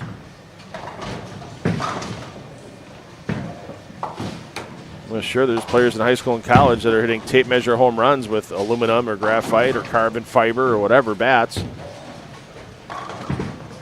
But they're also not going through 30 or 40 bats valued at $80 to $150 a piece throughout a season like they do in baseball. Affordability of the sport. Could that be another reason why bowling's kind of gone backwards over the years? No, it's not cheap to run a facility like Strike and Spare 2. I mean, 38 lanes, the maintenance on everything, the bar, the restaurant. I mean, it's a lot of people that work here. I know bowlers that simply quit the game because they didn't want to have to go lugging around 6 bowling balls to a tournament to be competitive at a scratch level, but unfortunately nowadays, 6 is a small carload for a lot of these players. I guarantee you, pretty much every player in this field has at least a dozen bowling balls between what's in the center and what's in their car. But you can't look backwards. You just got to keep looking forwards. You look backwards, you're going to get left behind. Somebody asking about how to change the lanes to watch different people. Open up the description underneath the video you're watching. It's got all the pair feeds, and then right-click on those pair feeds. Open a new tab to keep us on here in the main feed. Otherwise, hey, if you just go to the pair feeds, we appreciate that as well. So, yeah, it's another thing. Nobody's really a super fan of strings, as John just dropped in the chat, but they've done so much to make the pinfall as close to, it'll never be the same as, but as close to free fall. And if you've seen some of the player feedback that's been on Cubica AMF's social media, especially somebody like EJ Tackett, I mean, one of the best bowlers in the world, owns a bowling center, and in order to keep that small town center open, I mean, Bluffton's a town of about 4,000 people. There ain't many other people around Bluffton, a lot of farmland and such. What EJ was having to do with old machines and trying to get parts, and obviously he's bowling. He's got to be, it's easy to get a finger pinched or worse in those old pin setters. And it was a smart business move for EJ. His labor cost is down. He knows other people can take care of the center while he's gone because it has an app that walks you through fixing a problem with those strings. It's amazing. All of a sudden, hey, I was watching at Foxy Lanes, the owner, Stephen Hayden, who's going to be here on B Squad. He's also co-owner of H5G Brands. Yeah, he was showing me the app on his phone, Tech Wizard. Something goes wrong with one of his 16-string pin setters at Foxy Lanes in Waukesha, Wisconsin, where they had the All-Star Weekend. It notifies him on his phone, and then it walks you through how to fix it. It's just incredible. So, yeah, the new, as they say, the edge for Cubica AMF. I know there's other pin setter like Brunswick, and they have their pin setters that are USBC certified. US Bowling does as well. I know there's a couple other ones. They've all worked in conjunction with the USBC to try to make it as close to free fall as possible. And I think they've been doing a good job. I mean, I don't bowl myself anymore, but I'd have zero qualms about bowling league in the center with string pins. So after watching it, like I said, it's close to home. I've seen it numerous times. We live stream a regional here on PBA YouTube from last year from EJ's Center. And we live stream another one from Foxy Lane. So if you go back in the PBA YouTube archives under the live streams, you'll be able to see. And there are a lot of PBA Tour players at those events. Kyle Troop won the event over EJ at EJ Center in Bluffton. And EJ got some revenge the next week, taking down the win against his good friend Marshall Kent in Waukesha. So, yeah, check it out. I mean, when you get to see some of the best in the world bowl on the string pin setters as compared to, Joe Average League bowler like I used to be, or,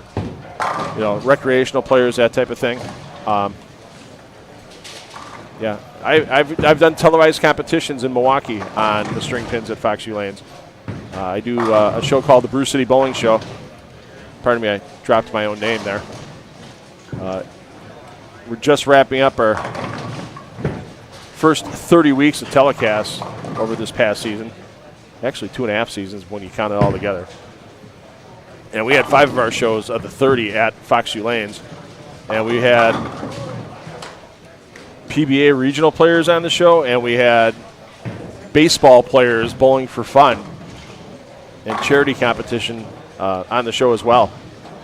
And I'll tell you what, very rare. I think we saw one iffy split conversion on those shows, and it was a 2-7, and it could have been the 2-pin hitting the 7 from behind on the way out.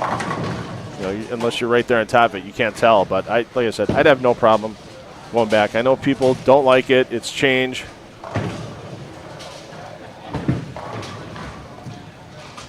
But there can be messengers on. I've seen messengers on the string pins. There's ways. It's not. Let's put it this way: it's not certifiable ways to get messengers on string pin falls, but it's happened. It's been there. I've seen them. We saw a couple on the All-Star weekend. Not as many as we might normally see, but if you talk to a lot of players, it's not a bad thing, especially at the highest level, because guys are camping out. They know what their ball speed and their rev rate on free fall. If they're leaving that half 10, it's a week 10 with a messenger. It's never a ring 10 if you look at the pinfall. Okay, so there's a week 10 that for mere mortals like a lot of us won't carry. But their speed and rev rate, they get it to happen, and then they can camp out there and not make the move for 2 or 3 more shots on a lane. Now with the string pins, you talk to a player like EJ Tackett, he goes, I need to make that move. I can't wait. I need to adjust because I'm not necessarily going to get that messenger. And if I flat 10 again, I'm going to fall behind. And then they make the subtle moves. I think at the highest levels of the game, it's not a bad thing at all. I don't think we'll see a national tour title up for grabs anytime soon. But I know we're going to see some regional ones again this year, and this time they'll be official. I know in August there's a Midwest PBA 50 regional on strings at Sussex Bowl. They're newly installing the strings as we speak in Sussex, Wisconsin. And then once again, hoping for EJ Tackett's Center the first week of October and Fox U Lanes the second week of October, hoping to be able to stream those once again on the PBA YouTube channel. Like I said, when you're done watching today, if you want to go back and see free fall in action and just watch game after game after game, those are available in the YouTube archives. Going to give you an audio intermission. Let you finish watching Chris Prather. And the players are making the jump this game. Skipping 2 pairs, landing on the third. So the players you see here on 29 and 30, they're going up to 35 and 36. Players you see on 31 and 32 are going to be making that big walk down to 3 and 4. Game 4 of this PBA Celeste Walker Midwest Central Open rolls on. I'm $2 Phil Brylow taking you through the weekend. Thanks, everybody, for joining us here this morning on PBA YouTube.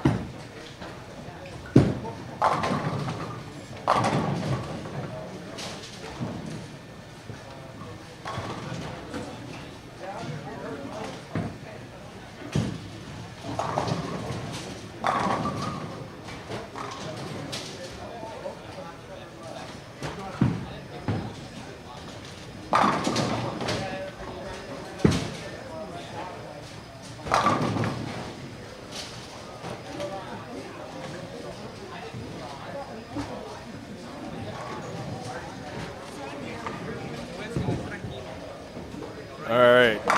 Start you off here on 15 through 18. We'll catch up with our leaders momentarily. All right, that's a good one in the chat. Rob Foyle, that was a great comeback. No, actually, Sean's not throwing a tantrum this morning. He's actually not too bad off in the standings. We'll get you a 3-game scoring update. I apologize, we didn't get the 2-game update off of League Pals a little while ago. We'll get you a 3-game update once it comes across. As our defending champion, Trey Heinrichsmeyer, 546 for his first 2. Didn't see what he had in game 3. He's down on 5 and 6 here, so we're gonna make a run down to 5 and 6. Heinrichsmeyer is your bowler A on 5 and 6. So Heinrichsmeyer started with a spare. Heinrichsmeyer is your A on 5 and 6. Boho your B. Delvaux your C. Zach Hess your D. Next door, Michalowski your A. Meyer your B. Waymeyer your C. Davis of the Tristan variety your D.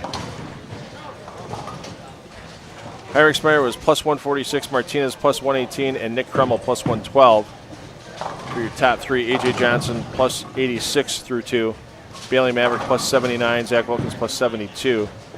Sean Rash plus 45, 11th on the squad to this point. Like I said, I think it's going to take about a plus 120 to advance tomorrow. I think it takes about a 215 average to make that advance happen. That's just a semi-educated guess for me. It's this 35-foot cheetah pattern. As Heinrichsmeyer licking his chops.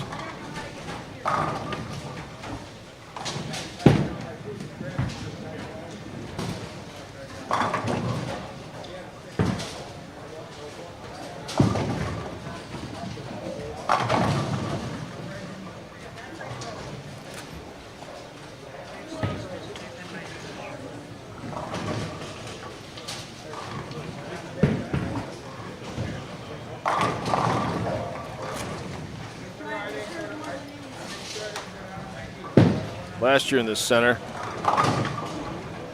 we were on the scorpion pattern, 42 feet in length, when Heinrichsmeyer took down A.J. Johnson in the championship match, 244 to 204. Other top finishers last year include Ryan Spear, 3rd. Brent Boho was on the pair with Heinrichsmeyer. Boho was 4th. Philip Watson, 5th. Nate Purchase, who was the 2023 champion, finished in 12th. Purchase back home in Massachusetts for the summer. And a couple of notable ladies that made the Cashers round, including Melanie McDaniel, who made the top 16. Good luck in Cleveland at the PWBA stop, Melanie. She's coming off of a knee injury. And Gianna Brandolino was 31st last year.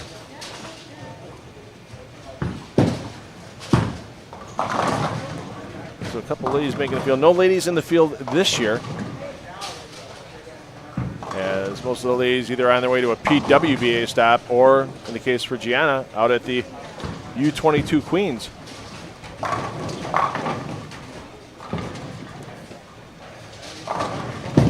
It's always fun, those first 2 shots, moving pairs. Got to make sure you get the ball off your hand properly. Make that educated guess, following everybody that's bowled on that pair before you. And then if you go and make 2 bad shots, you can put yourself in a world of hurt in a hurry. Not make good reads.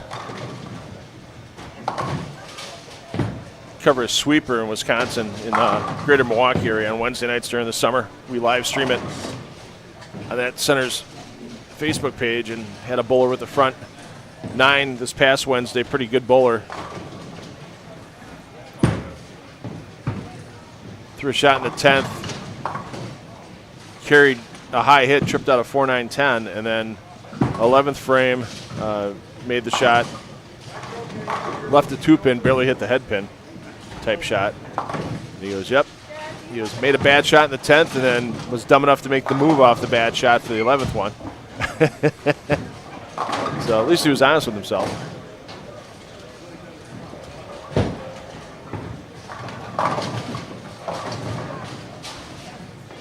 We'll get a few frames here with Heinrichsmeyer. And then we'll go check in on our bowler in second place with Benji Martinez, as Martinez is right next door on 7 and 8.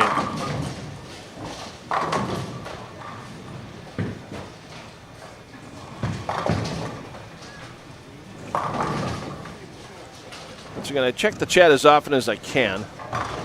One-man production crew here for 10 on the Deck Productions, for those of you that are new to the $2 fill experience. Thanks, everybody that's joining in. If you get questions, drop them in the chat. Hey, if I can't answer them, I'm sure somebody in the chat will do their best to give an educated answer. I do like the PBA chat. It doesn't devolve into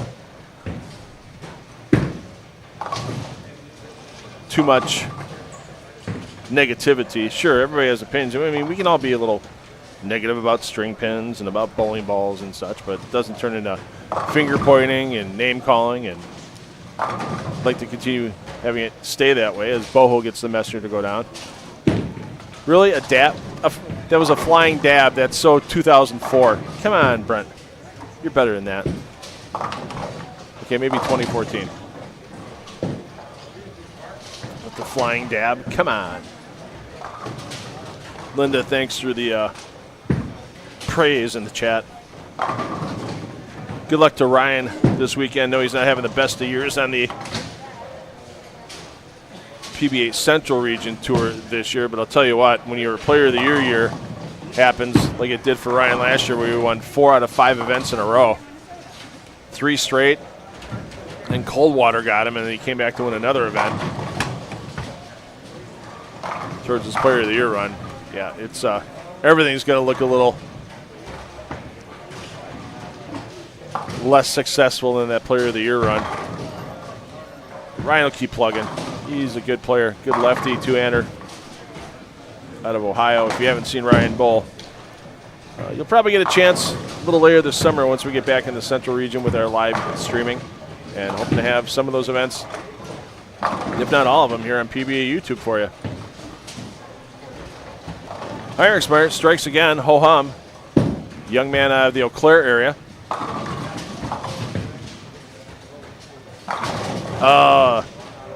Mr. Ducey and Dog Tags Bowling, you are too kind.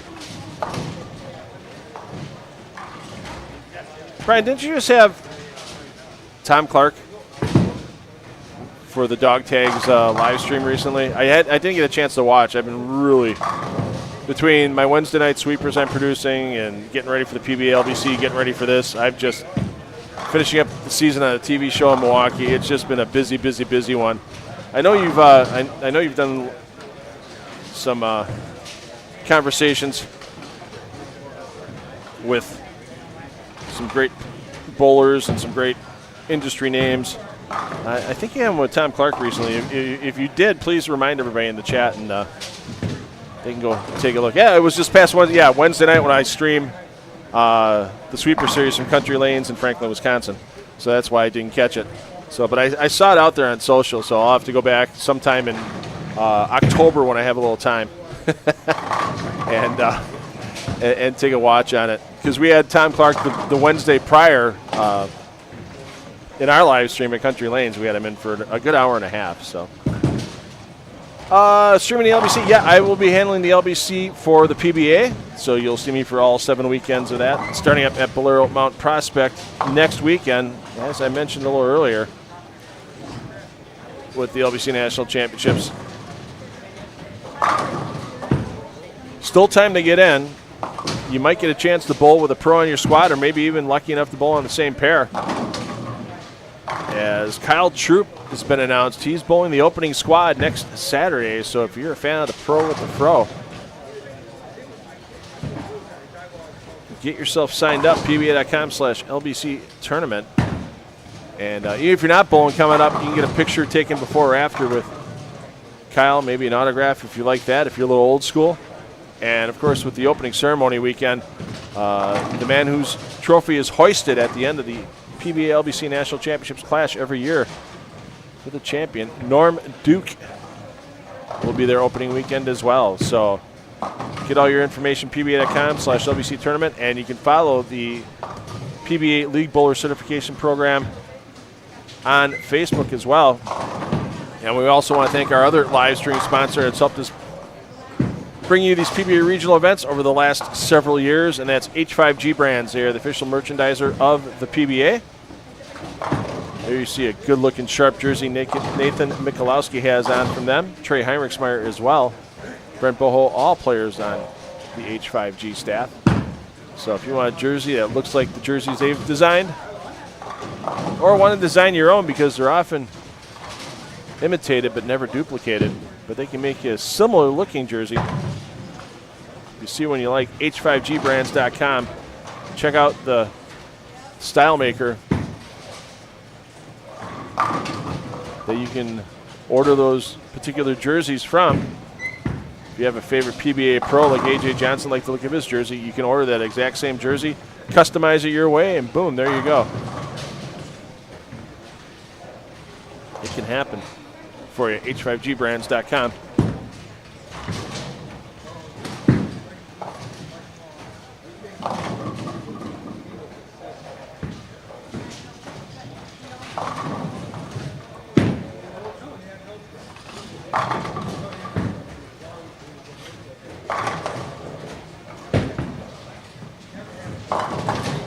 Let's see if we got our 3-game update.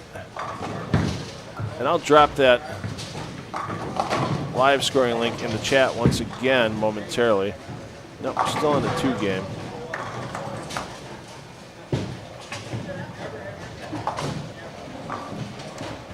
There's your live scoring link so you can find out where your favorite player is standing in the field.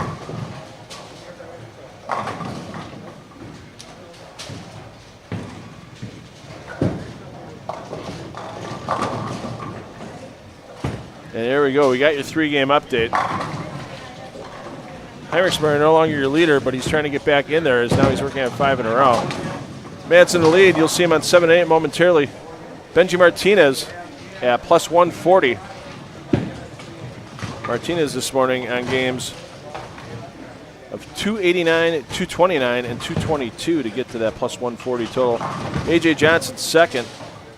AJ Johnson 246, 240, and 238, and that 238 could have been a few more pins, but he struck on the first ball of the 10th and then put the 11th shot in the gutter. Finished it with 9 out on the 12th shot, so he lost a few pins there with that gutter ball. Working, it was on a double too, so definitely lost some count, but still sitting in second place. Alex Acosta third at plus 88, and then a big drop back. Kevin McCune plus 46, Ryan Spear plus 31, and you may be tossing my prediction of plus 120 for the cut overall out the window. There's got to be some scores that aren't in yet. Yeah, there's some scores that aren't in yet, so like all of a sudden, it can't be that big of a drop. So that's your top 3 right now. And actually, yeah, Heinrichsmeyer, I don't even see a score for him yet. So scratch that. But there's 3 official scores that we know of. They're at least plus 88 or better with Martinez, Johnson, Acosta.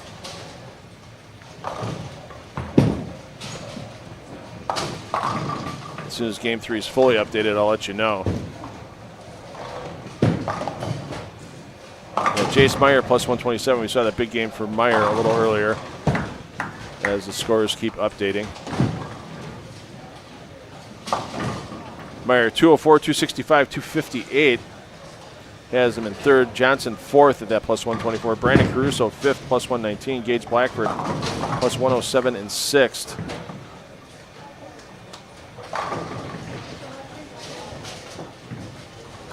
Currently we have 62 players on the squad. Just 27 of those players are averaging 200 or better for their first three.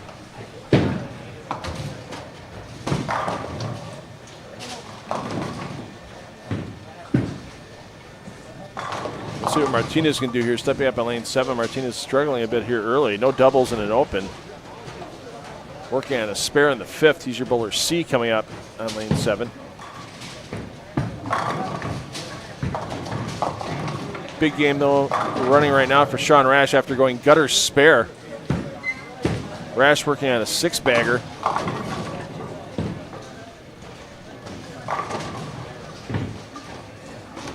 Rash currently sitting at plus 49 for his first three. 214, 231, 204. So all three games over 200 for Sean at this point. Just hasn't popped the big score yet, but he's doing it right now. As he just walks off. Oh, I'm sorry, the scores are reversed. I'm looking at my letters now. That's actually not Rash. Rash is struggling a bit. Rash is your bowler D. For some reason, it's got A, B, D, C on 9 and 10. So Rash working on a 3-bagger after 4 out in the second. So it's actually Billy Maverick with the front bunch. Gutter, spare, and then now 7-bagger. Maverick currently sitting at plus 61 for his first three. 255, 224, 182. Lane talk snuck up on me there. And of course, you can ignore those totals by the bowlers because they're just simply moving pairs. So all those game scores or all those totals you see for the bowlers, just ignore those. Unfortunately, I don't have a way to leave those off with lane talk. But you can go to the live scoring site as Wilkins gets half that we dropped the link for in the chat, and they can get you. You can find the score of your favorite player at this time.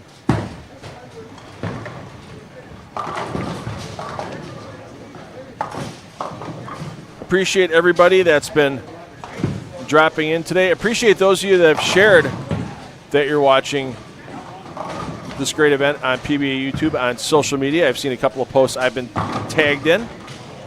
Appreciate that.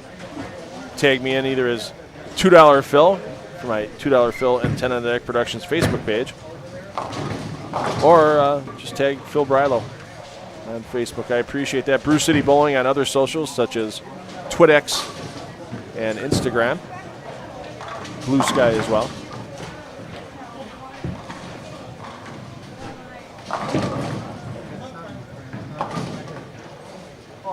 Yeah, I'm getting it online too. So. Is it showing up? Showed up. It takes a couple of clicks sometimes, but Well, I'm glad so I can get through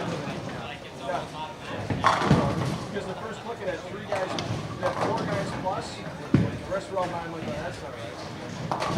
Refreshed it a minute or 2 later, it was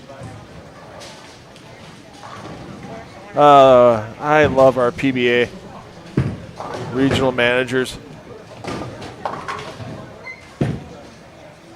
I deal a lot with Toby Contreras here in the Midwest region, Bobby Jekyll in the Central, Russ Mills in the East. Haven't made my way.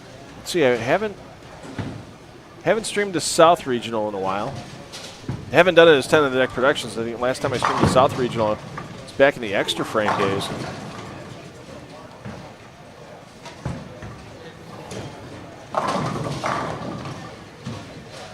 That's when Sam Zirk was the regional manager in the South.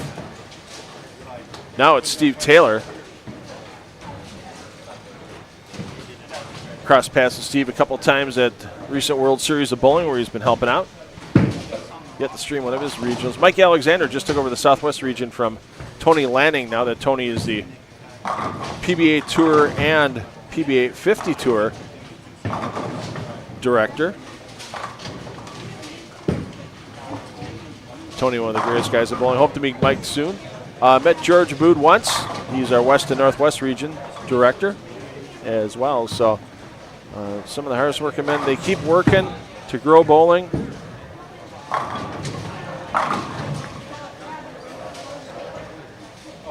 At the highest levels, and you know, there's a lot of players that are PBA members. There's over 4,000 PBA members. A lot of those players have the 9 to 5 during the week, or the 3 to 11 if they're second shifters, or they work in a bowling center or in other parts of the bowling industry, and then they come out and hit these regional events on the weekend. It's a great place to compete, stay sharp. You see a player like Sean Rash or Benji Martinez that bowl a lot on tour, as Martinez finds a little more trouble. You know, tour season's basically done. There's 3 stops left that count for titles. That is open at the national tour level. And one of those, I mean, you have to be in the top 8 in points the last 2 years of the PBA Tour Finals in June. Then you've got the Lucy, the always wonderful, run by Donna Connors and her great volunteer staff in Houston, with the PBA, PWBA striking against breast cancer mixed doubles in late July. And then in August, time to hop over to Sweden, as a former champion there is A.J. Johnson for the Storm Lucky Larson Masters.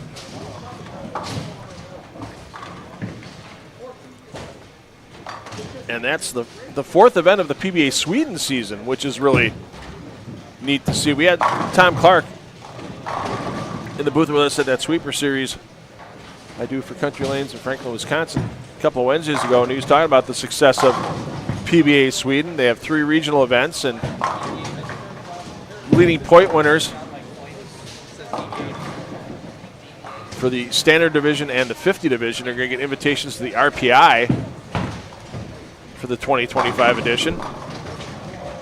And of course, that Lucky Larson Masters counts for a full PBA Tour title if that bowler is a member of the PBA.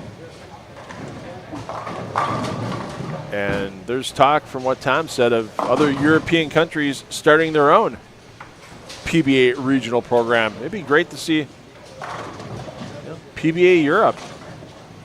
Asku Palermo and Mika Koivuniemen about PBA Finland was a name that Tom Clark brought up. So PBA Japan is back after some time off from the pandemic. Tom mentioned PBA China.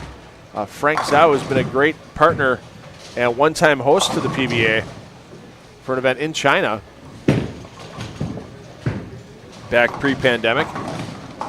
PBA China is going to be back, so I'm sure we'll probably see some players next year from all these PBA outlier programs across the world, not only making the PBA RPI, but players will receive invitations as international players to the World Series of Bowling in 2026, wherever it may be hosted. With the National Bowling Stadium, the 78 lanes there, that's a great host. A little smaller host you'd have with Thunder Bowl in Detroit.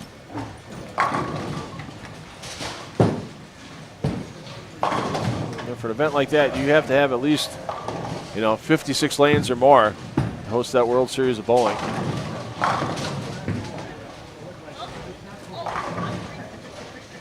Well, not the way that Maverick wanted to finish that game with a single pin miss. Zach Wilkins, though, looking to get to 234.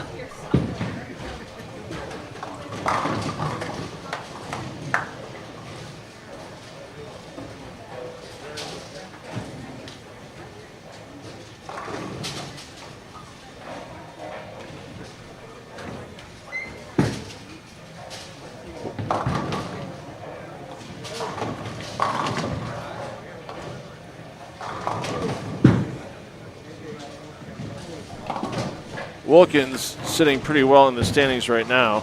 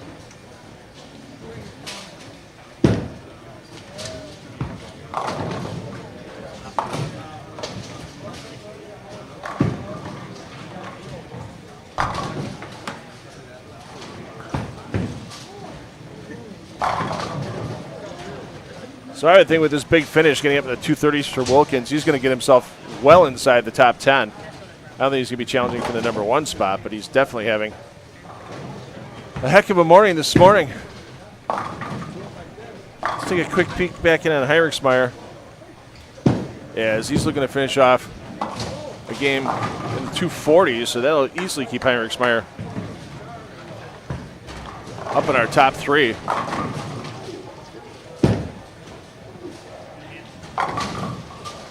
Once again, 36 bowlers overall make the cut, so, you know, if all was fair, right, and just in the world,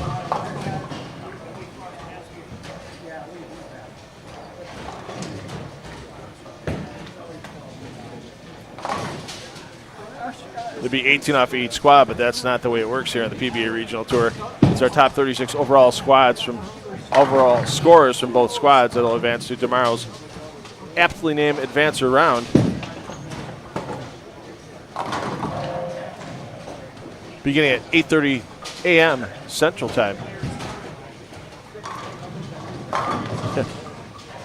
Yeah, Benji's having one of those games right now. That's definitely the right thing to say. There you see Martinez stepping up. He's your bowler C. Looking to try to get out of here with a 180 game. He's got to strike here in the foundation frame to do it. Aggressive piece of equipment in his hand makes it happen. You know, when you get a game like this, you can pop the last 4 and salvage 20 under. It's not the end of the world. Sure, you're going to lose a few pins to the field. Obviously, there's no match play this week, so it's not like you can win a close match tomorrow to make it up. But you know, if you make the cut, you know, pessimists will look at it as, oh, this is a horrendous game. An optimist would go, hey, I finished that one off really good. Let's keep building on it. And I think that's the attitude that one Benji Martinez is going to have right now, especially if he pops all 4 to finish this out. He's already got the first one. Let's go back to Boho. It's Boho, another player in the field. Like you said, we finished 4th here last year. Boho currently -8 coming into this game. So he was looking to try to get to the plus, and that's going to make it a little tough to get big plus. He could have had 246. Now he's looking at 220, and he's going to be looking at 210 if he has any type of open.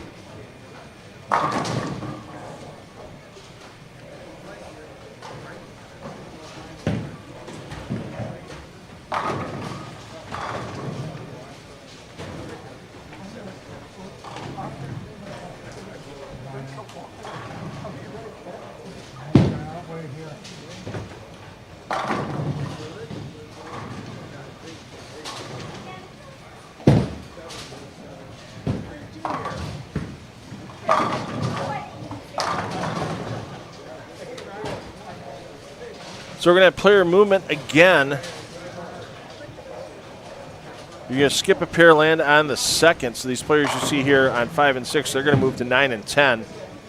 So a pretty short move for these players. As we reach the halfway point on A squad.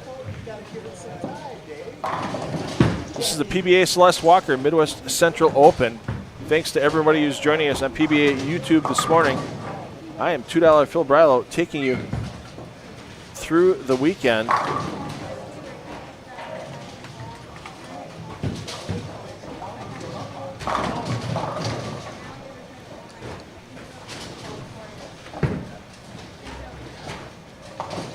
And we'll crown a champion tomorrow. Stepladder scheduled for 1:30 p.m. tomorrow afternoon.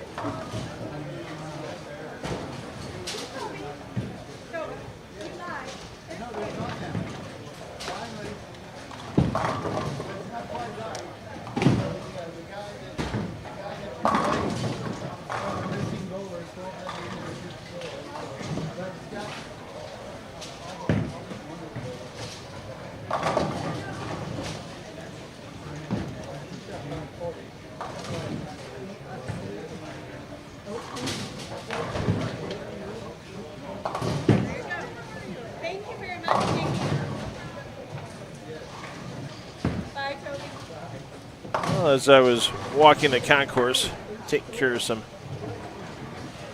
maintenance on our streams, saw AJ Johnson finish with a pretty big game. He's going to be in at least the 230s. So there may be a switch at the top for our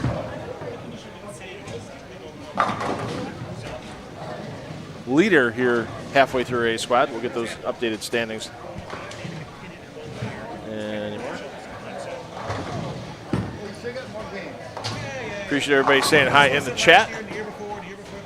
Yeah, I'll see back on Wednesday at Country Lanes in Franklin, Wisconsin. Weekly sweeper series they have there. It's been fun to do. Hoping to maybe have a PBA elite player or two up to the sweepers during the summer as well, since it's only about, depending on traffic, anywhere between 90 minutes and 7 hours. Depending on Chicago area traffic from Strike and Spare to Country Lanes in Franklin. Those of you that have driven around the Tri-State Tollway on occasion know exactly what I'm talking about, or through downtown Chicago, either way. Yesterday on my way down here, there was a 7-mile backup on the southbound Tri-State as I was heading south, so thank goodness nowadays for Waze, for Google Maps that can tell you, hey, you need to take this detour.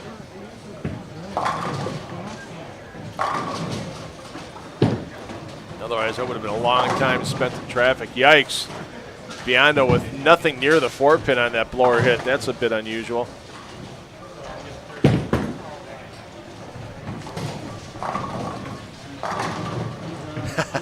Avery, I'll try talking to that player once we're done with the squad. I don't think it'd be good to do in the middle of it.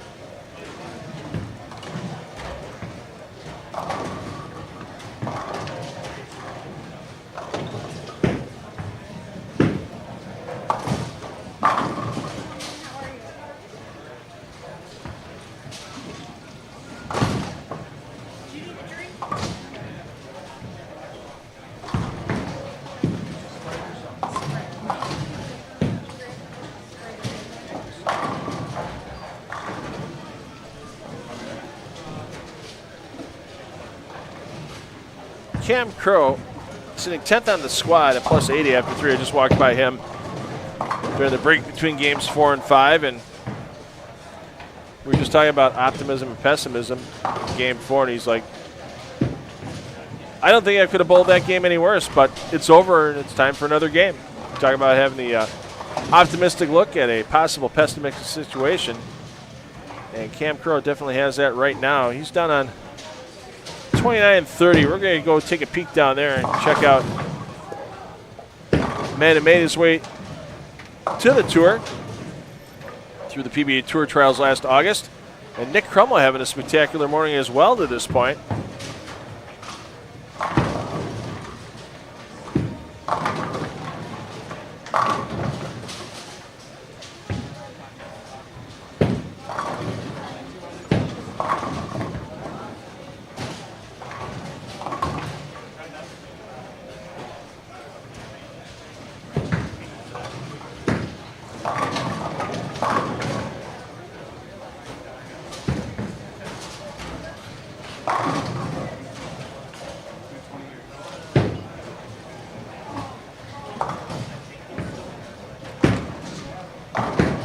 Stopped here on Crummell, as Crummell was sitting in 8th after 3 games. Should have had a 4-game scoring update coming pretty soon.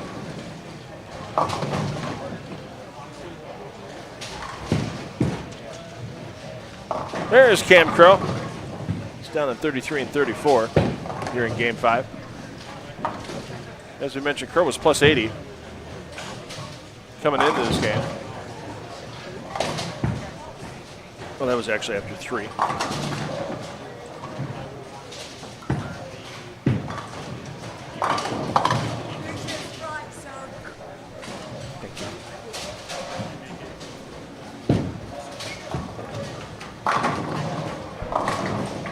Well, the good news, Christian, is it may have been criminal, and I apologize for that because, as I said earlier, I'm a one-man show. I'm producing, directing.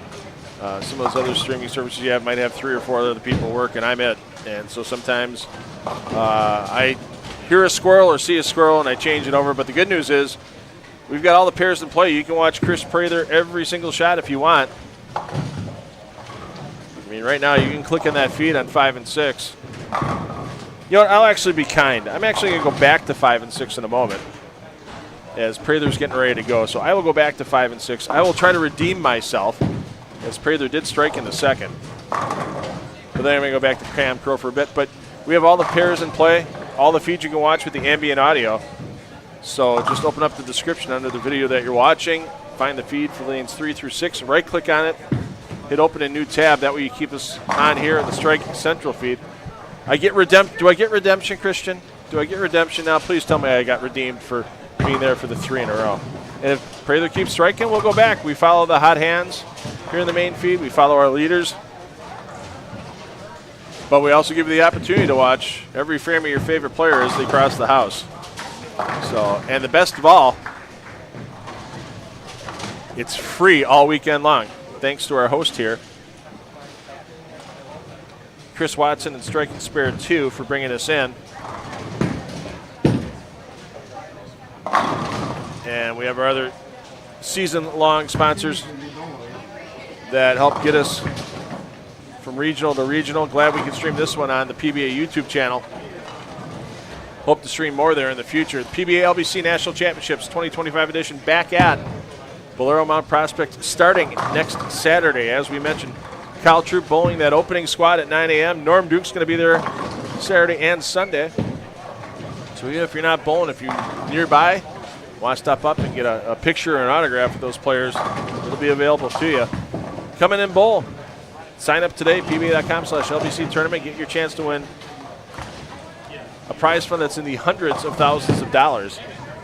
Last year to the main prize fund, the PBA added $31,000 to the prize fund and then added the extra $100,000 that the competitors bowled for in the clash. That was all added money. How many other tournaments out there add $131,000 for the bowlers? I know of one, and that's the PBA LBC National Championships. And our other season-long sponsor, H5G Brands, the official merchandiser of the PBA. Some great PBA swag available. Check out the website between squads today while you're waiting or watching the PBA Playoffs Championship on Big Daddy Fox. Check it out, h5gbrands.com. Who's going to toss first, Crow or Prather? Crow or Prather? Of course, they're both going at the same time. So we'll give you the radio call on Prather as Crow gets all 10 to go, and Prather almost left the pocket 7-10. Got the 10 to go late with a messenger. So there, no commentator jinx. Stayed on the pair, guy with the strikes. Or is that technically a commentator jinx because I talked about it? There's no such thing as a commentator jinx, let's be honest. Let's be honest.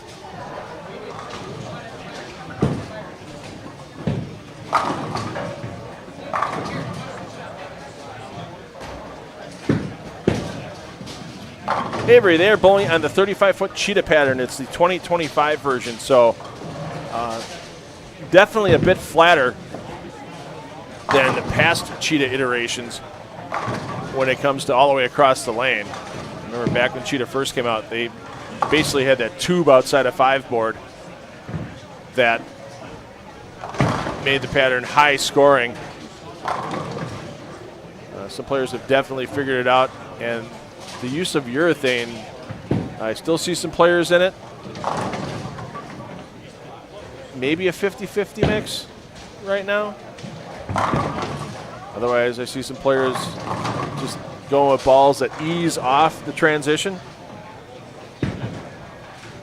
And last night there was a 6-game sweeper here. Obviously, bowlers of all varied abilities. There were scratch and handicap divisions out there. When it got to games 5 and 6 on that pattern, the cut scores started going backwards in the divisions, so it started getting a little choppy. Now, obviously, you can't compare apples to oranges. Different bowler abilities, different equipment used. There was still 2 on a pair for the sweeper last night on most pairs. Some pairs at 3. As we get a quality deadwood clear on lane 35. but I could see the, right now it could be gather as many pins as you can through the first 4 or 5 games. And this is where we start to see the transition get a little nasty last night as Crow gets the 8 to go and the 6 laughs at him. Almost backdoored the 6 pin.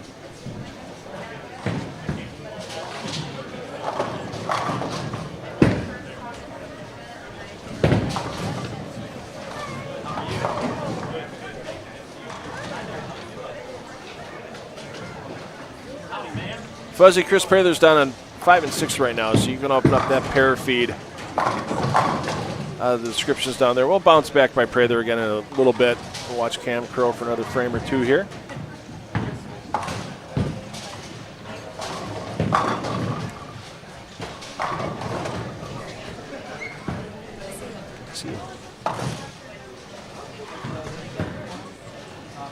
Still waiting on the 4-game scoring update. That should be crossing the wire any second now. All right, let's get over to Prather. We get a quick peek in. He's working after converting that 7 pin. He's got the strikes, so still the possible 279. We'll stay on this pair for a couple frames because Brandon Biano having a good day too. Biano currently in 11th, plus 76 after 3. Biano, accomplished player back in his youth days. He was the first inductee into the Illinois. Wow, are you kidding me? My goodness. The Smash 7-9. Holy cow. He was the first male inducted into the Illinois Youth Bowling. I don't know if they call it Hall of Fame. I think it's called something else, Hall of Recognition, Hall of Achievement. But the first male bowler to make it. Great youth career, great college career. Then after college, didn't have the calling for the Pro Tour. Get life established, get the family established, and the great beauty of the PBA Regional Tour. Get out here on weekends, especially when they're close to home. Get out here and bowl. And Brandon's dad, Vince, a great player himself, along with his mom, Joey, both former Team USA members back pre-millennia. Good bowling bloodlines in that Biondo family for sure.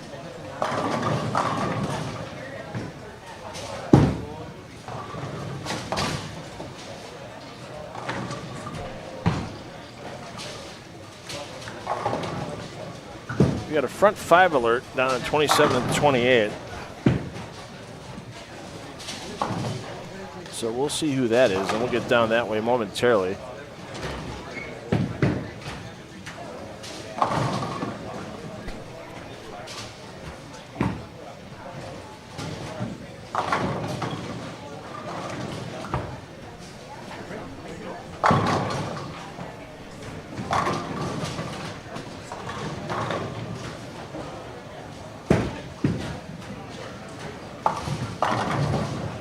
Lucas Page with the front 5.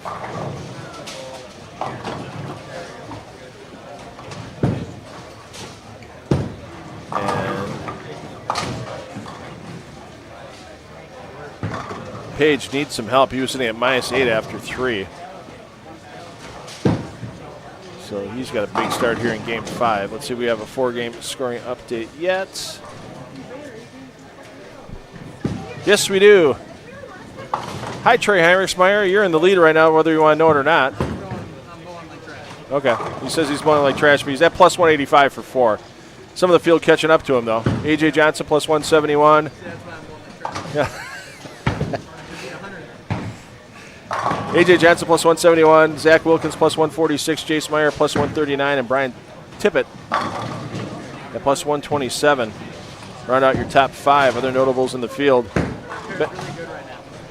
What pair are you on, sir? 9 and 10. Okay, I'm going to skip that feed. Bowling about like 130. Okay, we're going to let Trey go incognito this game here in the booth. If you want to follow him over there, that's fine, but we're not going to watch him.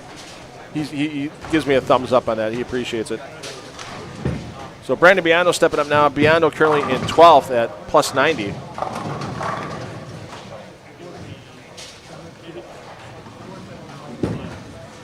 Chris Prather plus 53, 27th overall, as we have 33. So basically half our players are averaging 200 or better.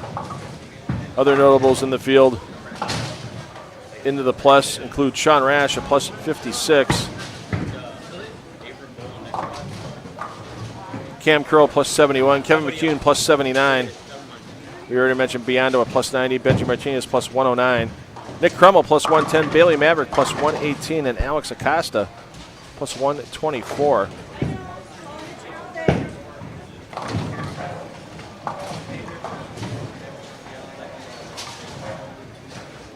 And once again, sometimes it's the fun of moving back and forth.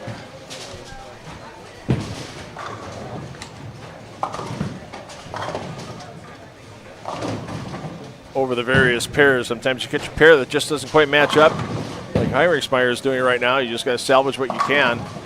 Looking at his score sheet,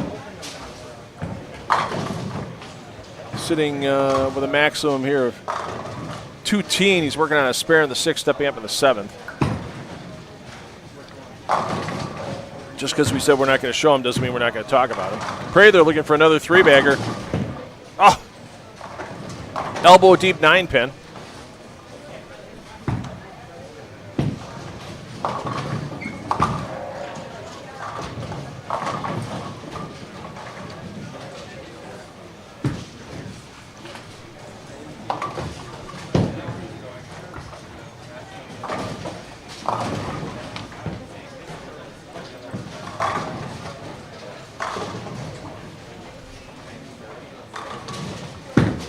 Hey, it's a Melanie McDaniel sighting. Hi, Mel.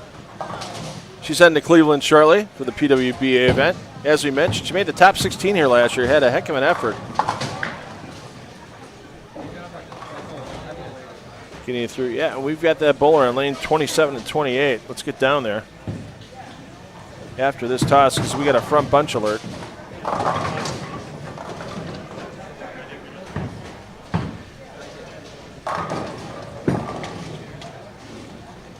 Lucas Page on 27 and 28. He's your bowler C.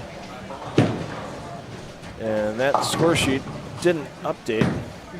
Oh yeah, it did update. There's only 3 on that pair now. So Page will be stepping up looking for the 8th in a row.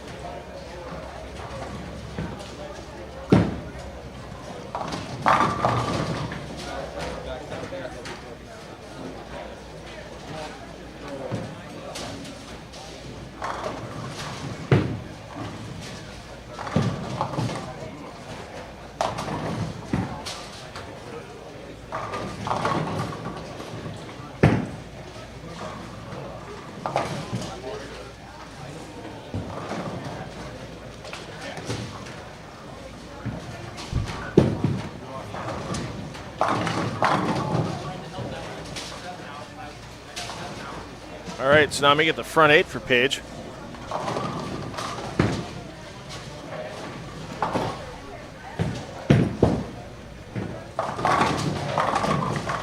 And we got another front bunch down on 35 and 36.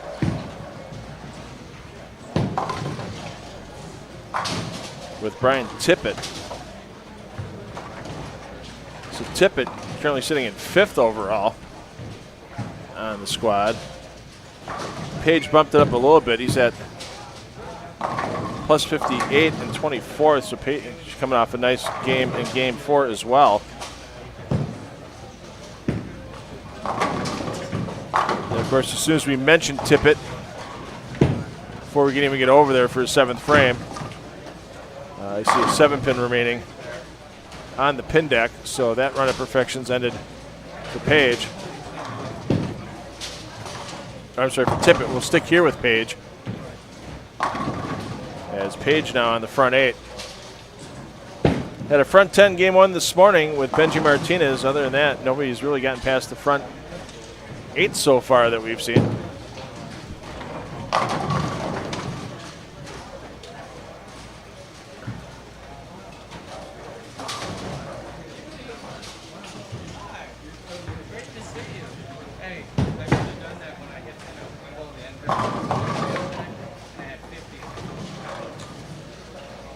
And once again, if you want to follow your favorite player in the live scoring, just drop that in the chat for you.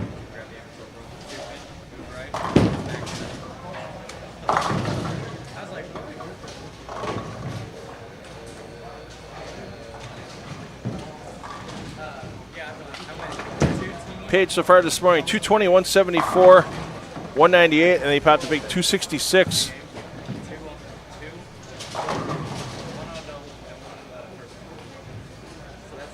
In game 4, and now kiss perfection goodbye with that 3, 6, 9, and 10 for Page. Great cover by Rickert on the 210.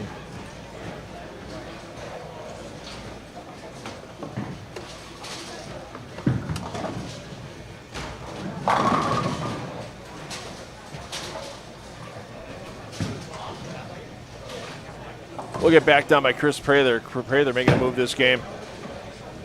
A couple single pins in the 4th and 7th. Nothing but strikes through the 9th otherwise for Prather. And actually, let's get down because Biondo stepping up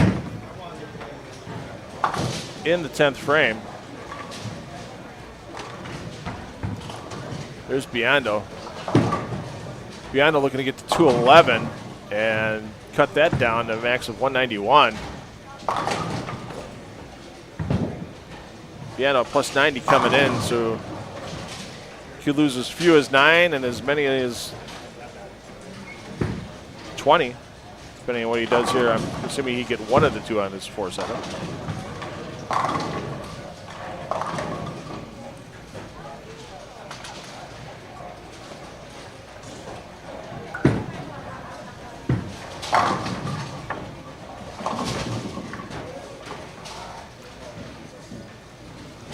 And then we'll stick with this pair for Prather, and then most other pairs getting close to finishing, if not finished as well. So your movement between game 5 and game 6, they're just sliding next door.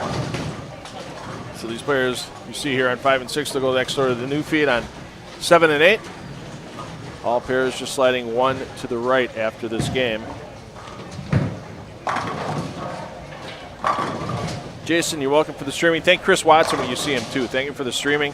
Thank you for the great buffet he's putting out for all the bowlers, too, during the break. We'll be able to watch the PBA playoffs. We should be done just before 1:30 here at Strike and Spare 2. That's when the PBA playoffs start on Fox Network Television between E.J. Tackett and Jesper Svensson. And then that show's scheduled to wrap up at 3:30 Central. That's when we start B Squad. You talk about if you're a bowling fan, love the PBA. Today is one of those great days for you.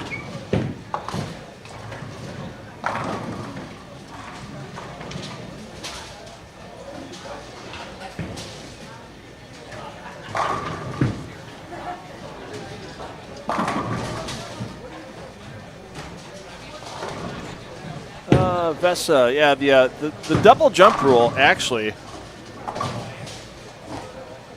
once bowlers are used to it, it actually moves faster. It doesn't move as fast as single lane courtesy, but it definitely moves faster than bowlers staring to look at each other waiting for 2-lane courtesy. When you know you're waiting a pair at a time, left and right, and then you're ready to go. Sure, it's a little odd waiting for a bowler that's 3 lanes over, but pacing across the center, it goes very well. Of course, like I said, a lot of it's key on bowlers being ready to go, and that's 95% of the time that's the case with these PBA players. Sometimes the newer players might not be used to the double jump rule. It doesn't take that long to get used to. But it actually keeps the traffic moving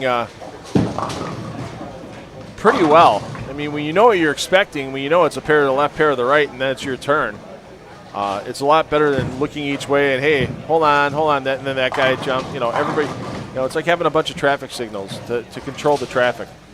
I'm a fan of the double jump roll. I'm not a fan of two-lane courtesy, to be honest, because a lot of times, like I said, I think it slows the play down. But when double jump is used properly, like we see for these players, yeah, it keeps the pace going well. And Prather finds himself with some ugliness at the back end of the lane, 3, 4, 7, and 10. If he were to convert this on the Brew City Bowling Show, he'd be awarded $24 in cash. Sorry, got to drop my own show name in there. Looking for something to watch. We've got a lot of different styles of bowlers on that show. One of 3 broadcast bowling television shows left in the country. Beat the Champ out in Western New York, and JMR Entertainment does some tournaments on occasion. How about that for Prather? Good thing he wasn't on the show. I'd have to get my wallet open for $24. And Prather going back to the bag, trying another piece of equipment. Why not? Earned himself that shot with that great spare conversion. So once again, player movement, they're just moving 1 to the right. We've got some maintenance to do. We're going to give you an audio intermission. We'll move you over to another pair that's still bowling game 5, but that means game 6 is coming up next. Here for the PBA Celeste Walker Midwest Central Open. From Strike and Spare 2 in Lockport, Illinois, I'm $2 Phil Brylow taking it through the weekend.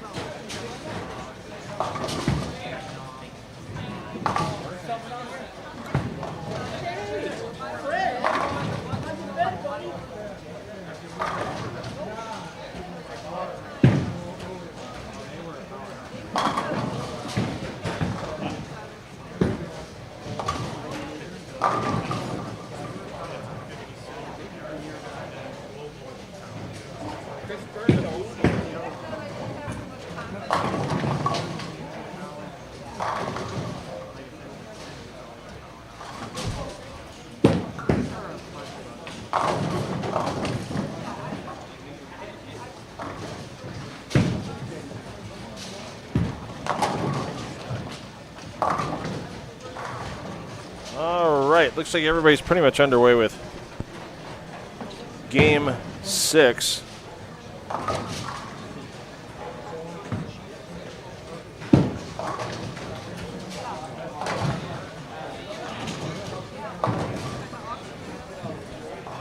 Appreciate everybody having nice conversations in the chat. Keeping it civil. I know know, sometimes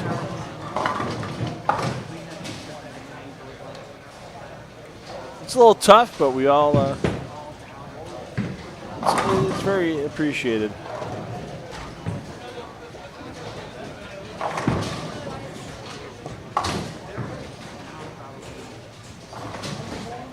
We've had some worldwide viewers this morning. It's appreciated. Looks like Taywin3, thanks for chiming in from Sweden. We had South Africa earlier.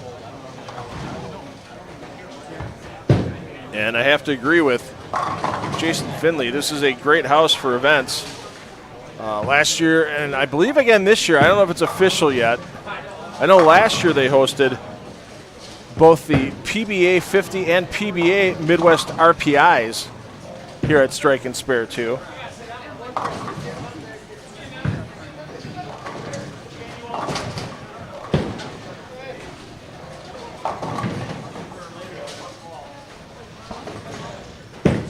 Illinois Masters in Queens was here recently again. They've been here for a couple of years.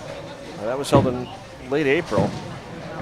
Yeah, they do a lot of events. They host Lewis University. They host, as you see with the Flyers bowling banner above lanes 9 and 10.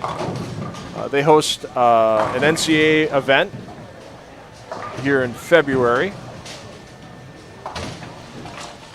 And one thing that's got to be concerning to a lot of younger players coming up, especially females through the bowling ranks in middle school, high school and such, is that a couple of big name women's bowling programs over the last couple of weeks collegially have been shut down by their schools. First it was Weber University shutting down the women's program. The men's program is still going to be bowling at least in the 2025-26 season.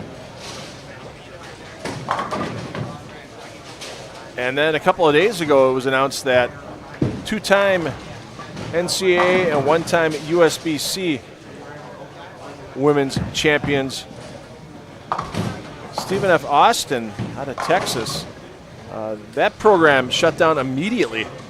Unfortunately, a great coach, Amber Lemke, who I knew when she coached at UW Whitewater, at the same time for the women's program for the couple seasons I coached the men's program. First time that Whitewater made the Intercollegiate Team Championships in 2007 under the great leadership of John Shallow as a bowler. John, not here this weekend. He usually makes this event. Hopefully all is well, John, if you're watching from home. Nothing but the best of luck for you. We see John at several PBA regional events a year. But, yeah, that was a lineup. Going into the ITCs, that program was ranked 52nd for the sectionals. And the players worked hard between the end of the regular season. They skipped the Hoosier.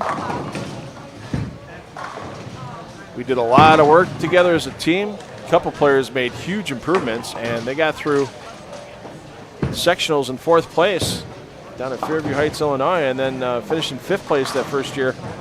They made nationals in 2007 with John Shallow making the all-tournament team. So, but Amber Griffith, great coach, many, many years at Stephen F. Austin. She went there after leaving Whitewater. She's put a great program together there. 2 NCAA championships, and I know Amber's going to get picked up by a college to coach, no doubt about it, if she doesn't just come back home to Kenosha, Wisconsin. Her family runs a bowling center there. But the players are going to be able to finish school at SFA if they want to. They'll still have their scholarships, but I can imagine a lot of those young ladies will be transferring to other programs. But, yeah, we got to watch collegiate sports. That face is changing so quickly as Boho almost leaves the blower 7-10. Yeah, face college sports changing so quickly, and it's just being so focused on football and basketball that a lot of other sports are getting left behind. Bowling wasn't the only casualty at SFA,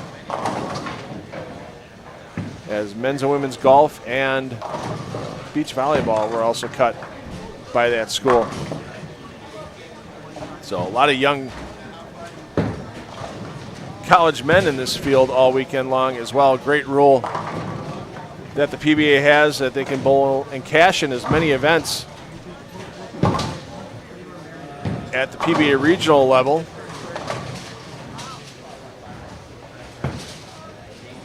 As long as they're in college.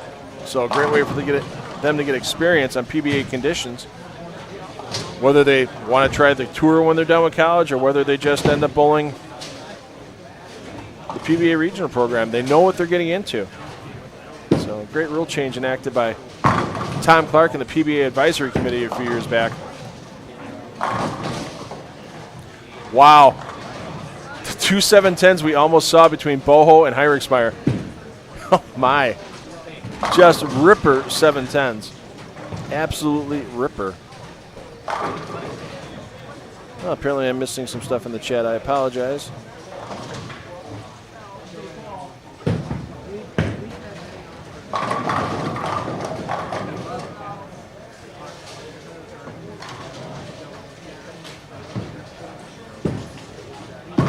See if we got our 5-game scoring update in the books yet. Scoring link's a little higher up in the chat. I'll drop it in again in a little bit. And we have a new leader with A.J. Johnson. A.J. at plus 204. Jace Meyer second, plus 188. Brian Tippett third, plus 183. Nick Crummel up in the fourth, plus 178. Heinrichsmeyer in fifth at plus 169. Zach Wilkins making a climb. He's at plus 167 in sixth. Ben Sobel plus 140 in seventh. Brandon Caruso eighth at plus 137. Benji Martinez ninth, plus 136. Bailey Maverick 10th, plus 124. Some other notables for PBA Elite players. Cam Curl plus 110. Kevin McCune plus 90. Chris Prather plus 82. And Sean Rash falls back to plus 39.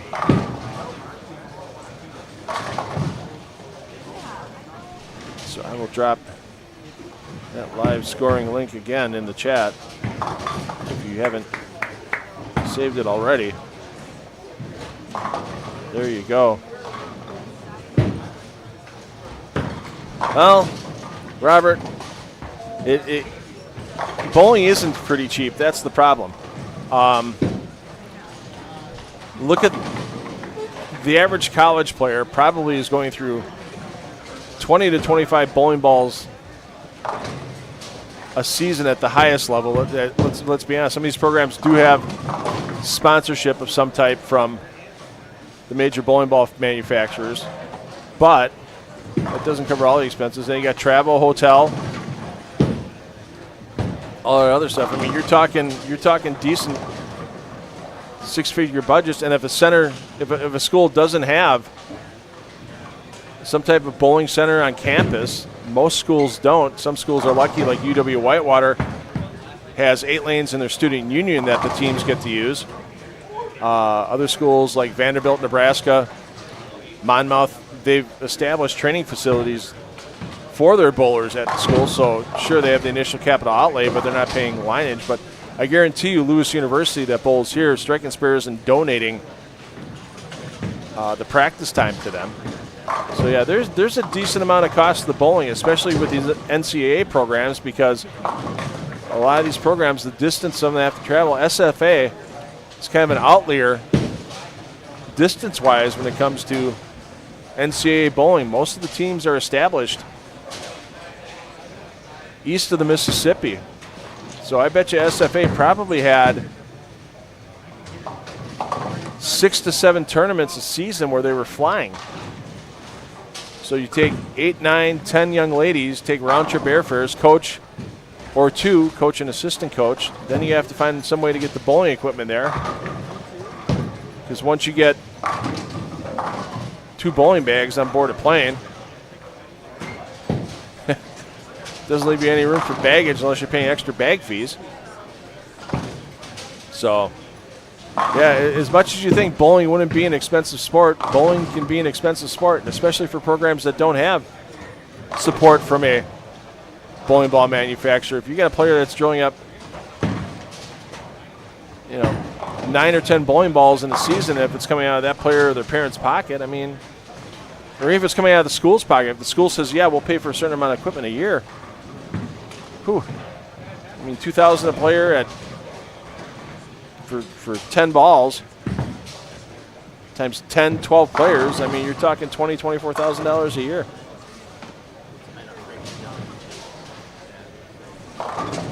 We'll get a peek in on our leader momentarily as A.J. Johnson's on 27 and 28.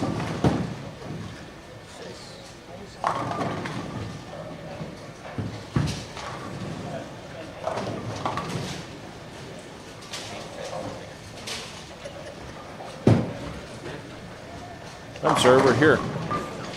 We will be here. Now we're here. A.J. Johnson's your bowler B on 27 and 28, so he started with a 3-bagger. Johnson's bowling with Johnny Callis as your A, Frank Miller as your C, and Jared Mugler as your D. Next door, you've got Alex Brungart as your A, Derek Graham your B, Kevin McCune your C, Joseph Heathscott your D. McCune would spare 3-bagger to start this game.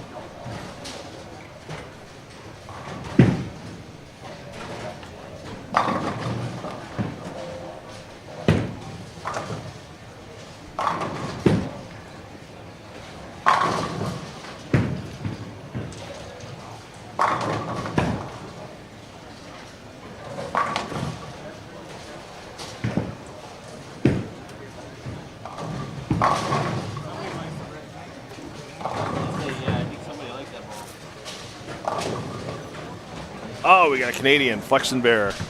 Hi from Montreal. Hi from Denmark as well to Mikkel. Sorry if I mispronounced. I'm guessing Mikkel. I should have looked at it a second time. But we are definitely getting the worldwide audience, and thanks for everybody joining us. Please share on social media. I know you can't, might be a little tough to directly link the PBA YouTube page on your Facebook or Instagram or whatever, but let people know that they can watch this event all weekend long until we crown the champion tomorrow afternoon about 3 p.m. We'll start the step ladder scheduled for 1:30 p.m. here from Strike and Spare 2. Top 4 will make it after elimination rounds all day tomorrow, and Johnson makes it the front 4. Yeah, with the amount of talent that's in this field, will we have an established PBA elite player like A.J. Johnson or Kevin McCune take home the title, or will it be another young gun? 2 years in a row it's been. Nate purchased it in 2023. Trey Heinrichsmeyer, who's having a solid qualifying effort to this point, is our defending champion from 2024.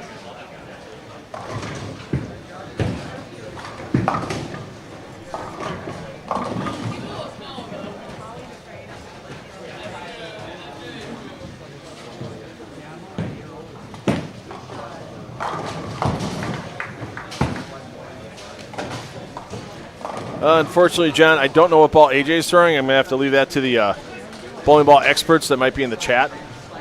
I really don't follow the equipment anymore with all the stuff I've got going on, and I usually lean on a color commentator for that. Maybe somebody in the chat can answer that. They can see what the look of the ball is like and let them know.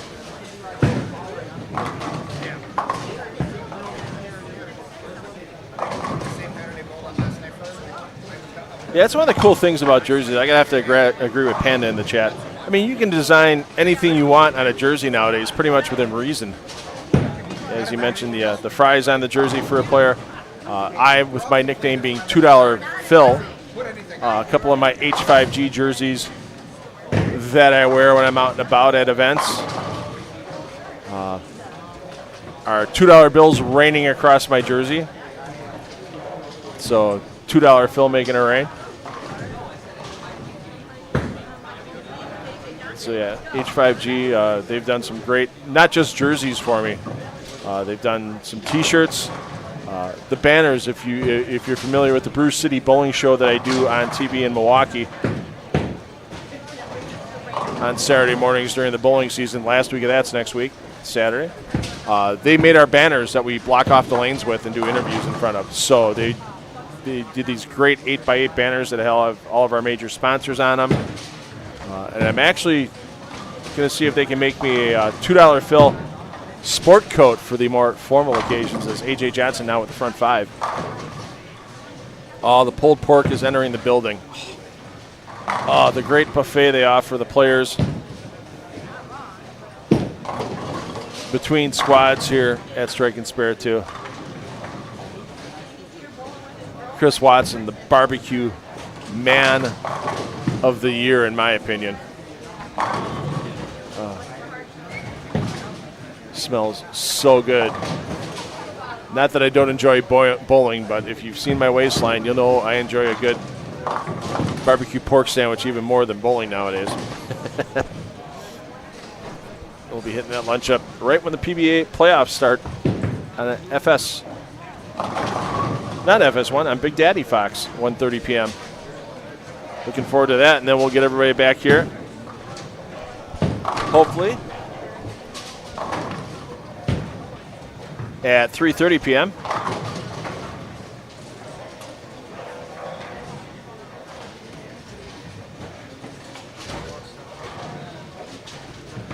Clinton, unfortunately, I don't have addresses on any of the players on the roster sheet now, so I couldn't tell you if any of them are near Scott Air Force Base. That used to host a great regional for many, many years pre-pandemic.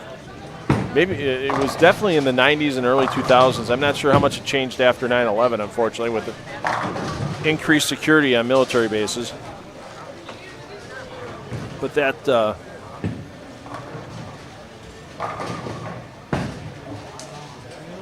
that was one of the most attended regionals, no doubt about it, for many, many years in the Midwest.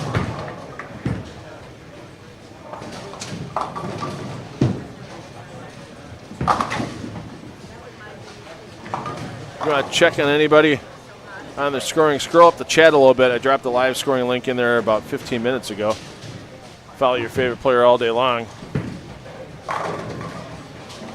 We're going to get the front half for Johnson. 4 goes, 9 goes. How about that?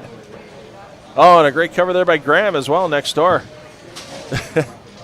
Yeah, triple 4-9, and you can tell AJ's not happy. Hey, let's get a front 6. Not happy. But that's just the competitive fire going. Can't fault the guy for the competitive fire.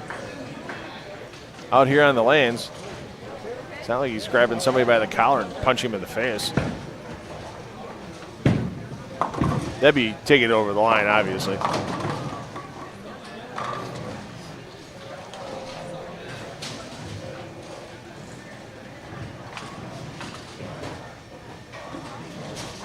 So we'll stay with our leader as long as he keeps striking. We'll take a peek around on our lane talk scoring for the whole center.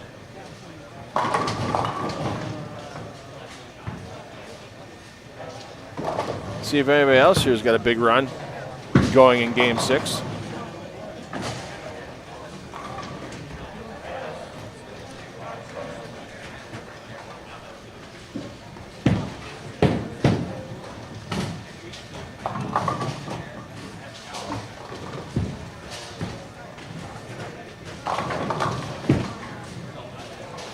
Not just AJ. AJ is the only player. I mean, other if you count McCune next door, who's got spare 6-bagger.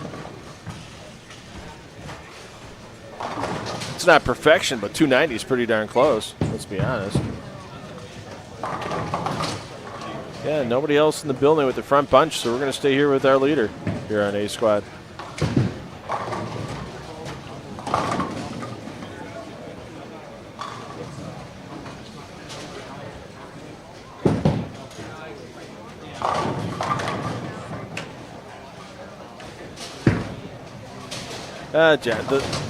The Rash Belmo thing, I was at the Tournament of Champions right after that whole Vapegate thing happened.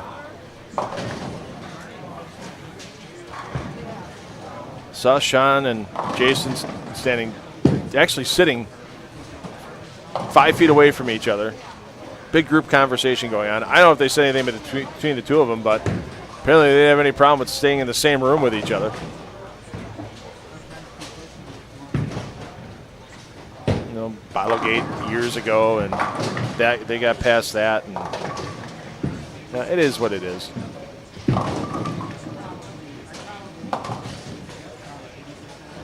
Shortly after it happened, I live streamed the Joe Po Challenge. Great event. that EJ Tackett and Sean Rash were part of. Thanks to Jerry Pensa and JP, Jerry II, Marianne Pensa, the whole Pensa family for bringing me in for that. There were 8 bowlers that signed up of varying talent and abilities to bowl at EJ Tackett. 8 bowled with Sean Rash. They bowled a couple of fun qualifying games and then a couple of Baker games to decide the champions of that team event. It was neat because with 8 players and the pro bowled the first and 10th frames, and each other player bowled 1 frame in that Baker game. It was fun to be there at Bowling IQ in Michigan, just outside of Detroit and Sterling Heights. And yeah, keep an eye out if you're an EJ Tackett fan, Sean Rash fan, Justin Knowles fan, all players on staff with Joe Po grips. There's going to be some more of those Joe Po Challenge events, and it's one of the coolest Pro-Am events I've ever been a part of. I mean, they fed everybody. Everybody had beverages, alcoholic and non-alcoholic. They took care of the bowlers like kings. Everybody got souvenirs, autographs, pictures, selfies. One young man even had a birthday. It was his 16th birthday the day of the Joe Po Challenge. And how cool is it to have Sean Rash and EJ Tackett sing happy birthday to you while handing you a cake? That's something that you live with that memory forever. It was so cool. So I was glad to be part of that. Can't wait to see more of those coming out later in 2025. So yeah, keep an eye on that. Very cool event with that Joe Po Grips Challenge.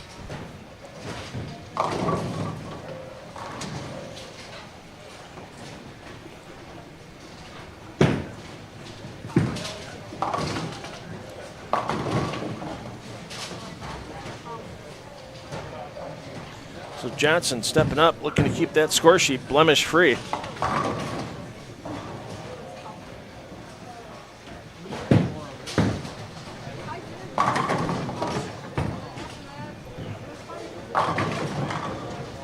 Here in the 8th frame. 35-foot cheetah pattern, well beaten up here into game 6, but Johnson's found something. Keep that ball in the 1-3 pocket. Let's see if we can get the ecstatic 8th in a row. On target line. Oh, another absolutely flush shot for Johnson. 8 in a row. Still not happy. AJ's mom and dad are here. I was talking with them a little while ago. 2 of AJ's biggest supporters. Of course, another big supporter. I don't know if Allie's watching at home right now. I know their young son reaching the age where Brantley can start getting into. I heard he knows how to open up the bathroom door while someone's in there now. So AJ having that discussion a little earlier.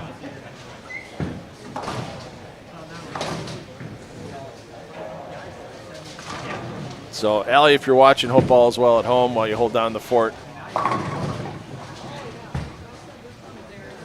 See what McCune can do here to try to put up 290. Oh, that 9 went late, but it went for McCune.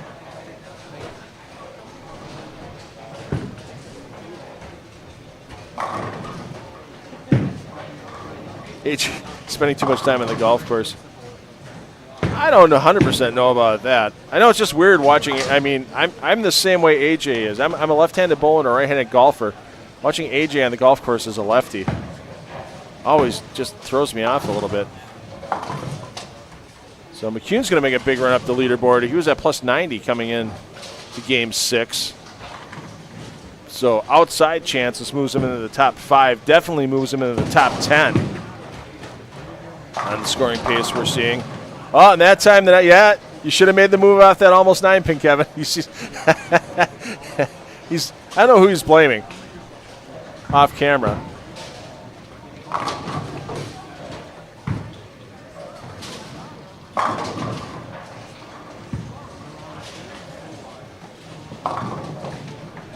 Let's see here. He was having a chat. They're all having a chat over there. A.J. Johnson having a good laugh as McCune goes back to possibly striking here, or sparing. Ooh, and he barely gets that down, so 279 for McCune.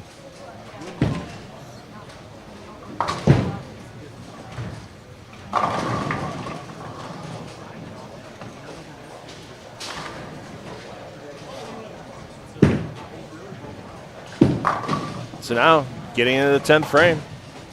Will we see our first perfect game of the day for A.J. Johnson? He'll be following Johnny Callis on lane 27.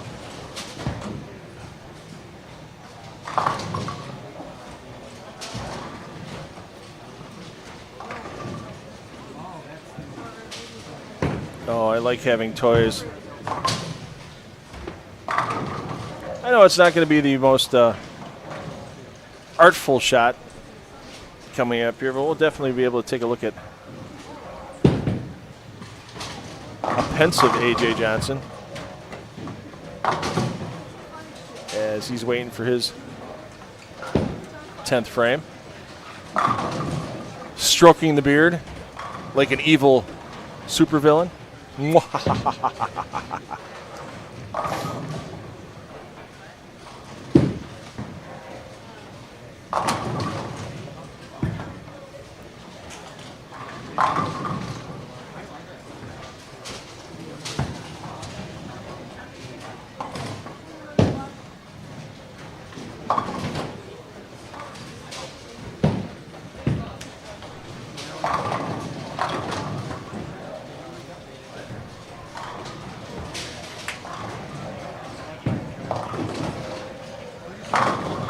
So Johnson's going to have to wait for one more shot here as Callis has put up a double in the 10th frame.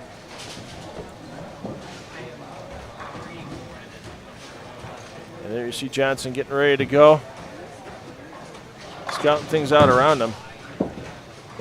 Hey, maybe I can get a close-up of the ball there. I know some people were asking. I would assume that with that being the motive ball on the rack being his, maybe somebody in the chat can identify for sure. Somebody, I thought somebody before said Black Venom. I have no idea. Like I said, I don't follow the bowling balls like I used to. But there you go. There you see A.J. Johnson.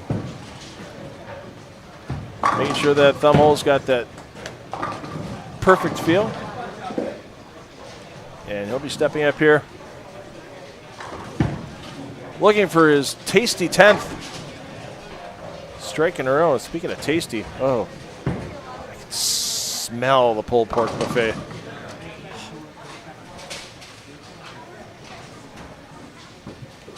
Maybe I can get him to deliver me a plate out here before the rest of the bowlers get to it.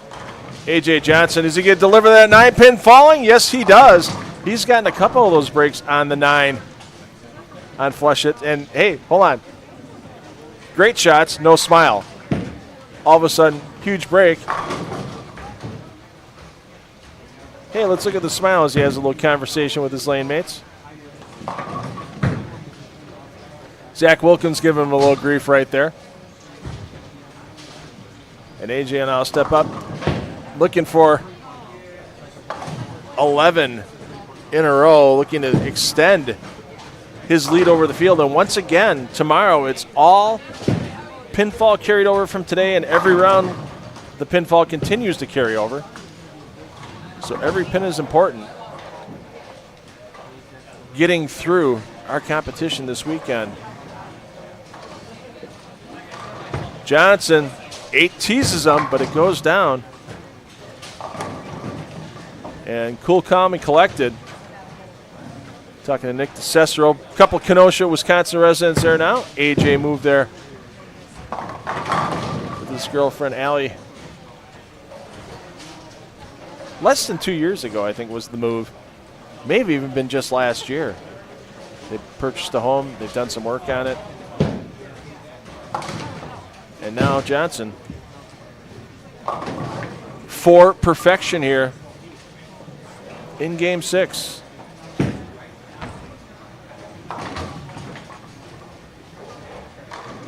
There you go. 6 slaps the 10. And the accolades, the high fives, a couple fist bumps there for A.J. Johnson as he finishes off his effort here in Game 6. Game 7 coming up next, player movement. You'll get between Game 6 and 7. Skip 2 pairs, land on the third. So A.J. Johnson, you just saw on 27 and 28, he's going to move down to 33 and 34 the next game here at the PBA Celeste Walker Midwest Central Open. Game 7 coming up next.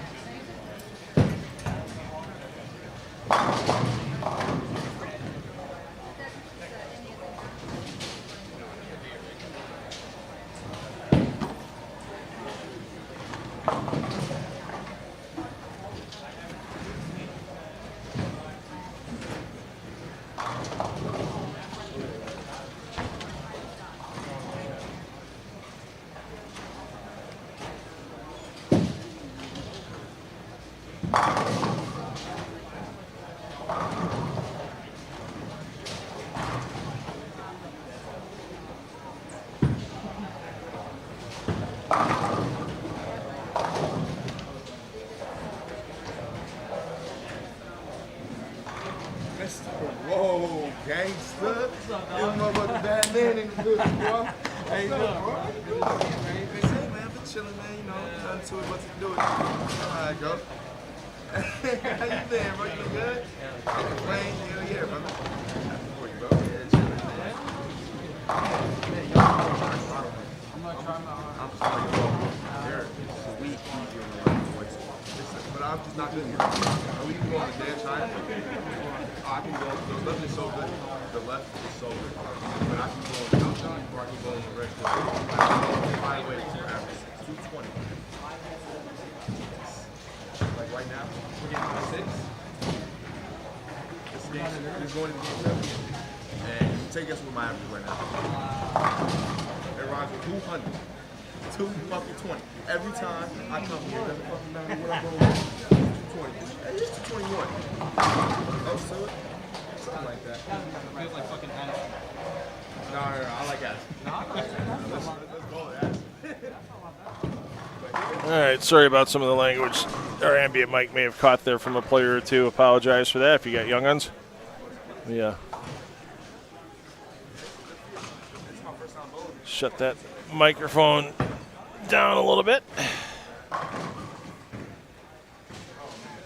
I got Jerry Myers starting here.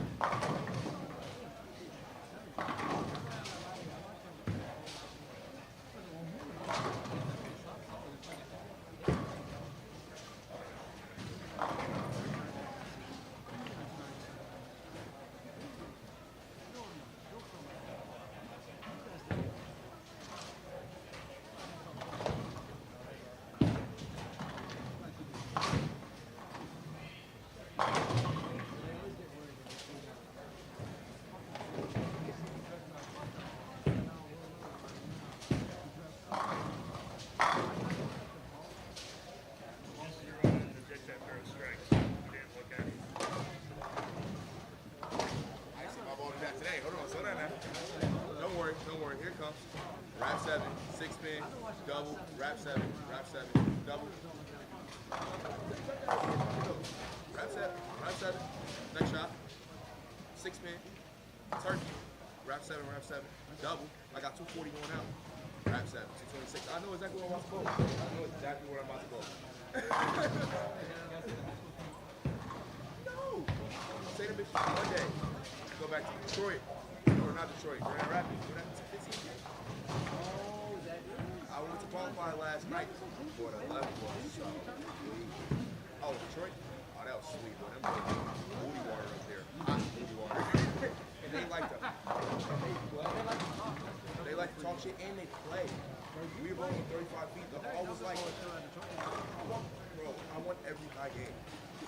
And they were booty water. they were easy as fuck. I had like 230, 230. I want every high game.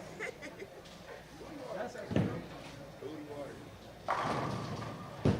So I'm bowling with them in Vegas next week. So you should be in Vegas next week. PBA. I know it's for the niggas. But, I got to do this. I'm trying to get it forever. Did you? I never did. It's so crazy. You know, King's Schooler? Yeah, I know.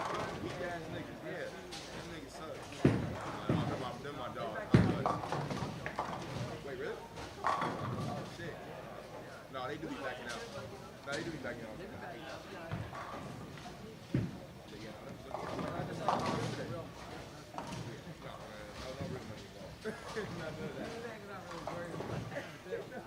No, absolutely not.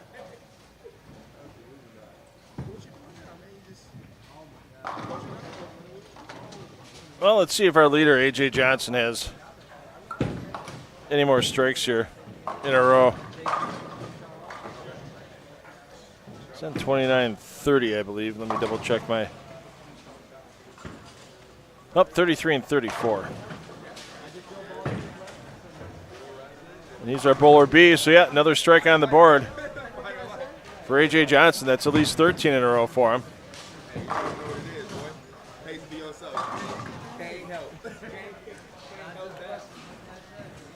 Once again, if you want to follow any of your favorite players, we have all those live streaming links to every pair feed down in the description of the video underneath what you're watching right now. No. If you're going to move me up, John, it's $5 fill. They don't print the $3 bill. They still print $2 bills. So we got to jump by the actual bills that are in. I mean, I'm not spending no funny money out there. Let's be honest.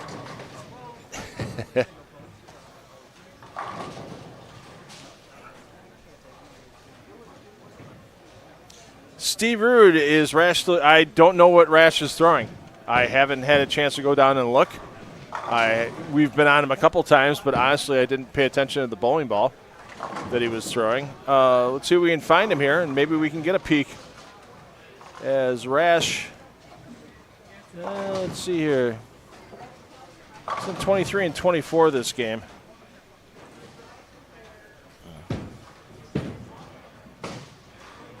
Let's see if I can play Spy Cam. I spy with my little eye. There's Rash there. And there's Rash there. So can anybody identify that ball that's in his hand? That's a motive ball. All right. So he's definitely free agenting.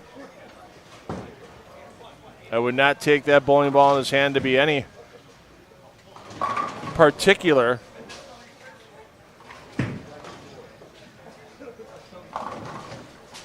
direction of which way Sean may go.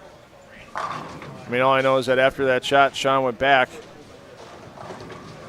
and he's talking to Corey Kistner, former PBA Assistant Tour Director, back before the turn of the century, and one of the few PBA 50 two-handers out there. So there you see Sean and Corey talking it over.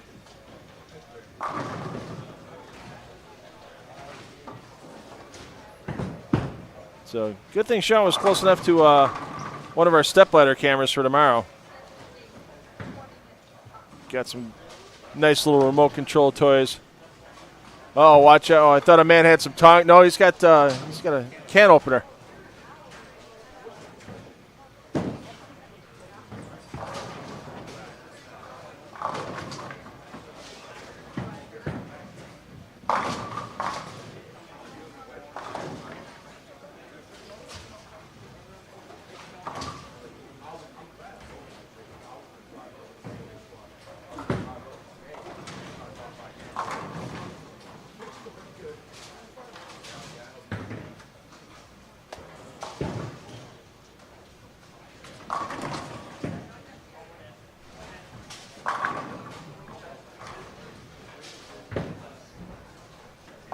I wouldn't read too much into what Sean's throwing right now. I was goofing around with him before, saying, on the front of his jersey right now, you should have this space for rent.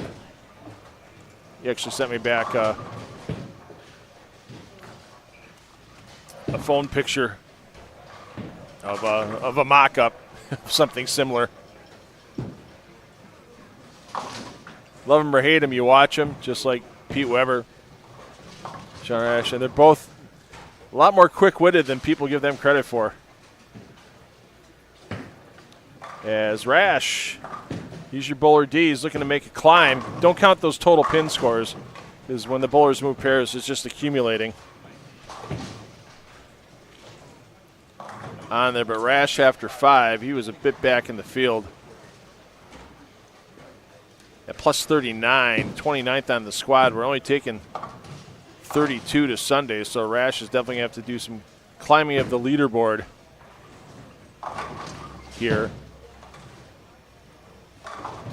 And let's see if we have our 6-game scoring update yet.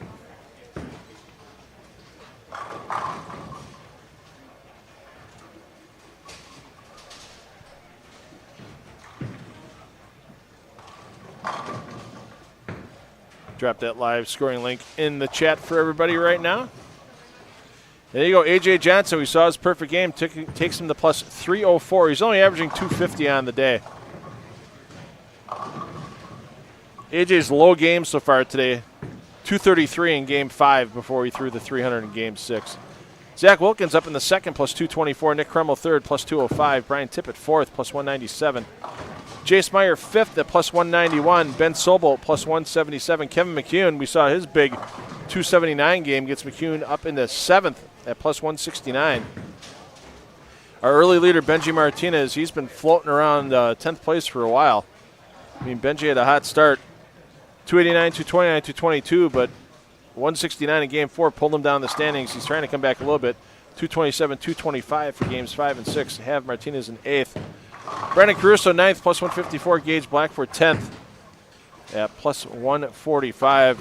Another early leader, Trey Heinrichsmeyer, he's really fallen behind the way the last 2 games. 184, 171.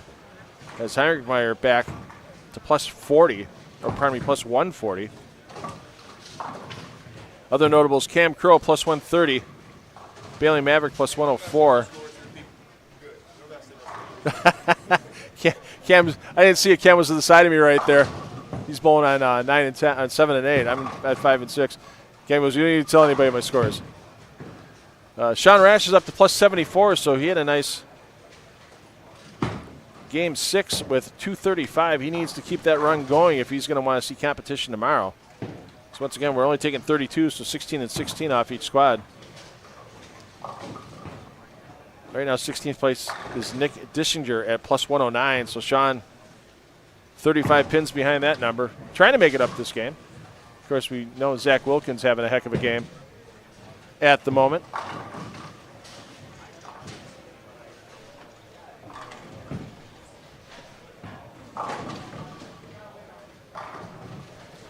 Let's check back in with our leader, A.J. Johnson, as he's your bowler B.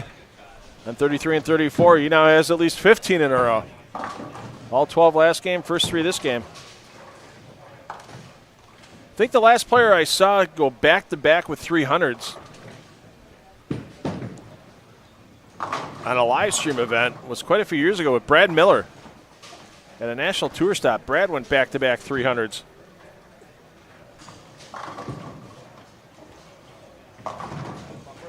I believe we were in Shawnee, Oklahoma when that happened. Great host there, home of the PBA Southwest Region Hall of Fame. So they just had a big amateur event there this past weekend.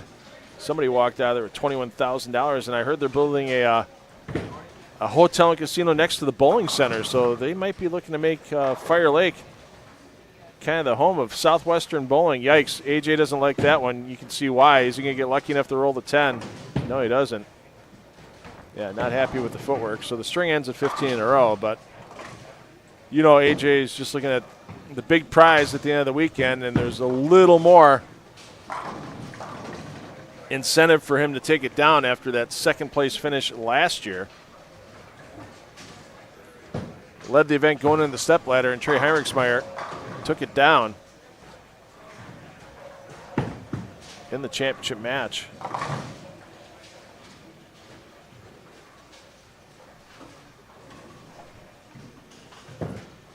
Let's take a peek in on Chris Prather. There we see Prather striking.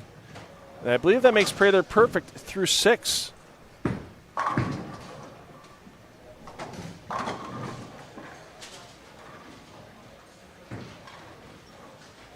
Prather is our bowler B on that pair. Prather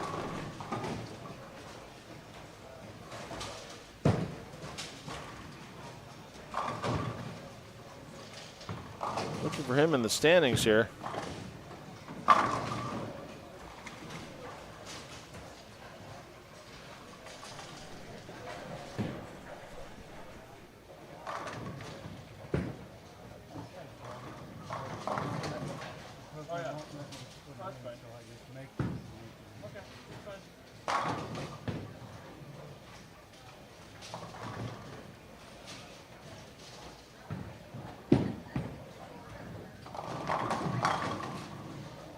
And Prather trying to bounce back off a 169 game in Game 6. He's back down to plus 51, so yeah. Maximizing this front 6 right now, huge for Prather if he wants to see competition tomorrow here at Strike and Spare 2. And shreds it for the 7th.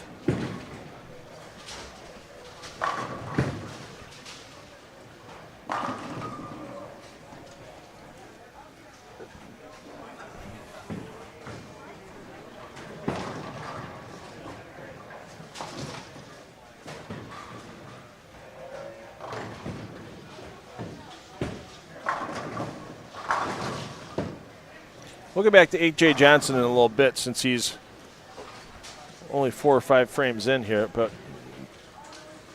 a couple big games going. Ben Sobel, who you see stepping up. He's your bowler A on 23 and 24, looking to climb back into contention. Sean Rash looking to put 279 on the board and get himself a big jump up the standings. He'd more than double his plus. He's at plus 74 currently.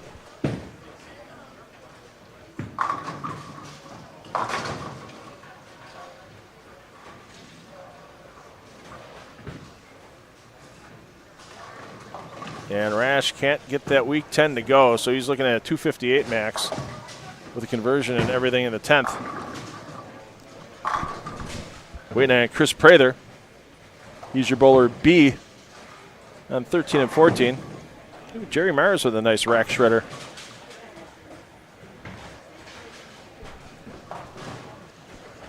Yikes, and Biondo finding trouble. Half without hitting the head pin. That is not easy to do.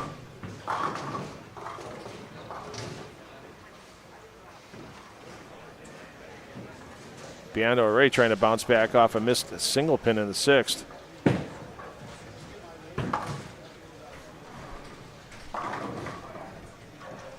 Biondo, he fell back a bit. He's back down to plus 57 after 6. 191 and 176 for Biondo's last 2 games, so he's going to try to stop the bleeding here. There's a quality cover.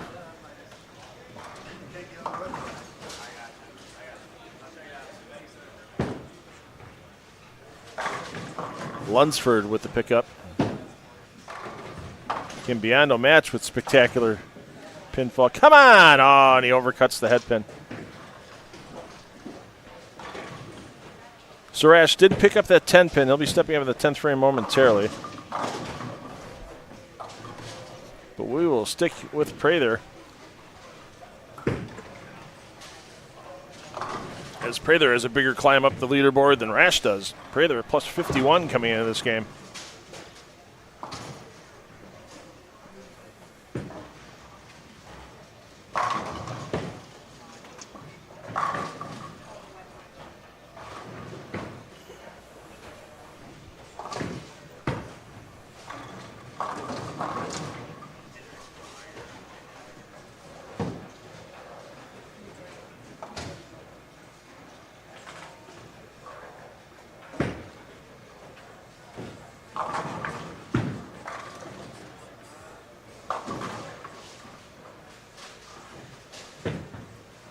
Ooh, a little double dribble there by Prather, but still gets to go through the pins properly. There's 8 in a row.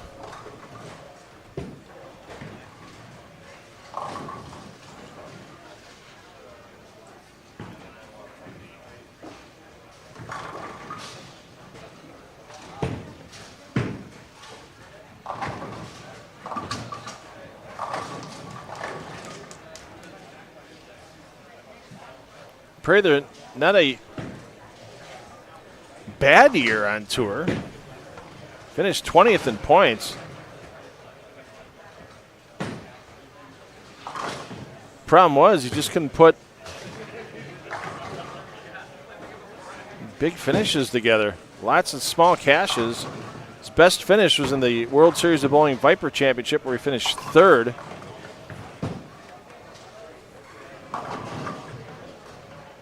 Also was his biggest tournament check of the year.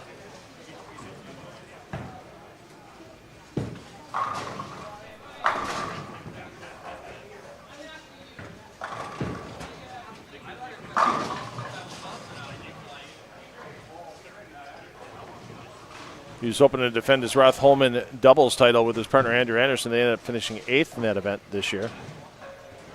Another solid finish for Chris earlier this season. 7th place in the U.S. Open presented by Go Bowling.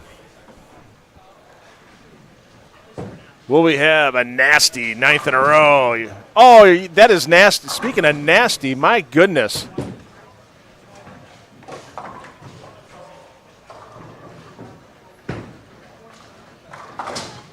I had to bite my tongue there. I was going to say something I would have regretted if it escaped my mouth about that nasty 7-pin.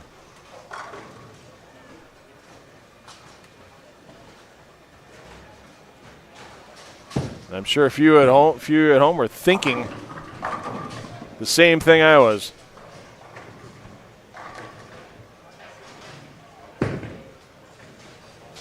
My goodness. Just harsh for Prather. We're going to get up to Rash here as Rash is going to be stepping up in the 10th frame. So still 279 possible for Prather. Still 258 possible for Sean Rash. Gets the first one in the 10th to go.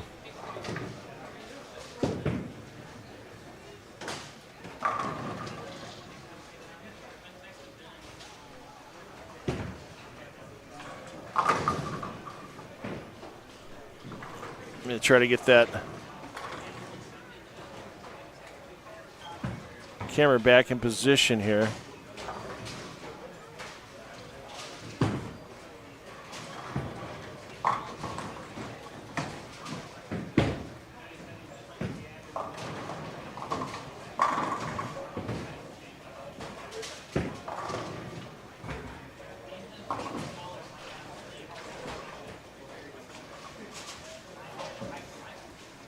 If Sean strikes on this shot, I'm sure he's going to change balls for the fill ball.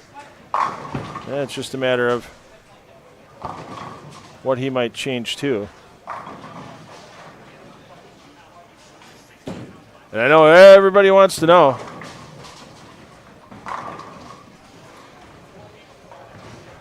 What bowling ball could be in Sean Rash's hand for the fill ball?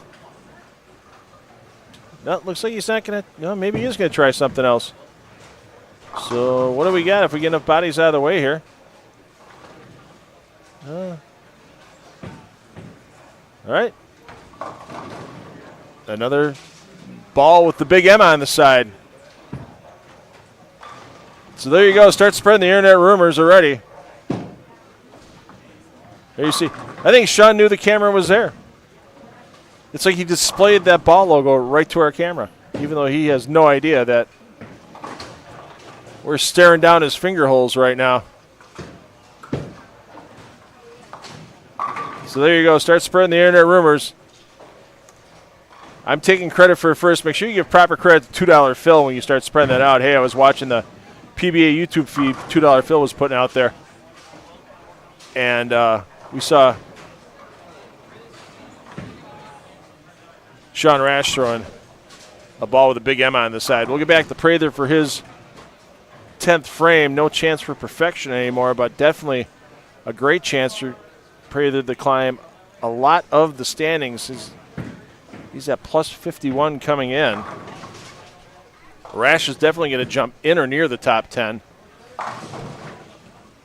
As with that 279 game, he's going to go to plus 153. 153 right now would have been 10th after 6, so we'll see where it lands after 7th. If it's not top 10, it's going to be close. And we'll see what Prather can jump to, because right now Prather currently 28th on the squad at plus 51, but you add 79 to that and get to plus 130. Solid game 8 for those players.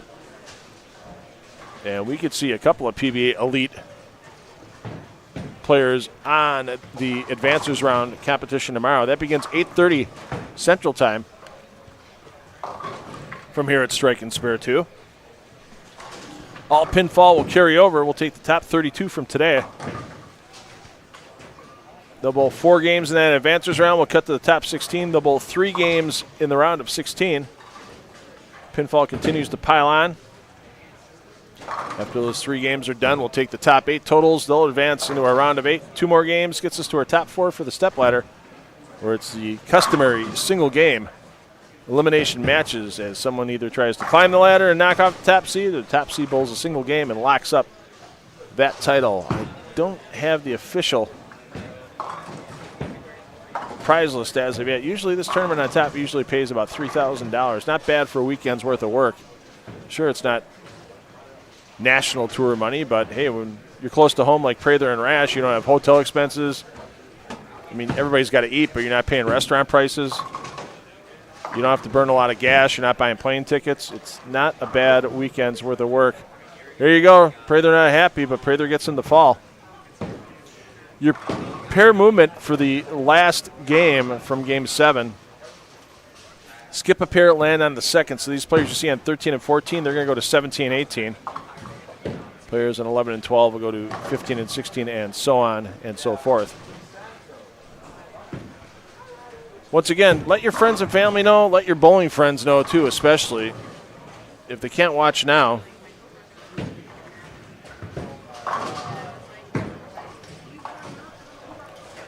The finish of A squad, and they're getting ready. And I don't blame anybody. It's not going to sit down and watch the PBA playoffs championship match between Tackett and Svensson live. I'm going to do that here. But it's perfect timing. We should be done. Actually, we'll be done. No, we're not going to be done by 1:30. It's going to be close. You may have to miss the. You may have to double scream the first few frames.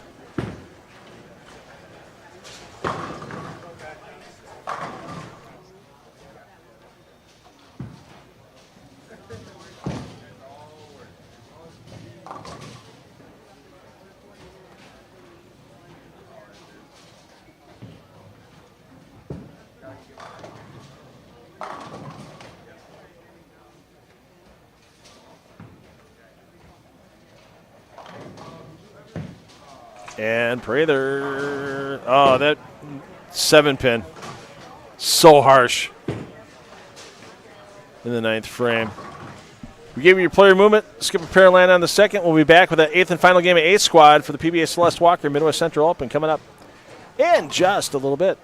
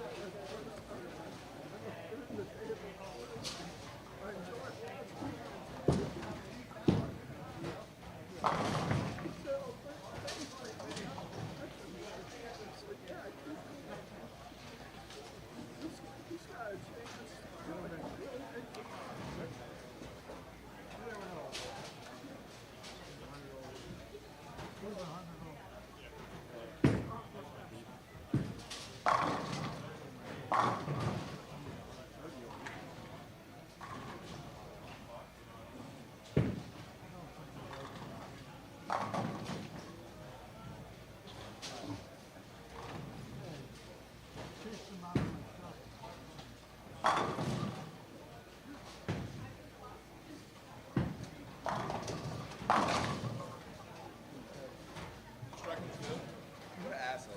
What is just a little asshole? God damn. Were you home before this? I was.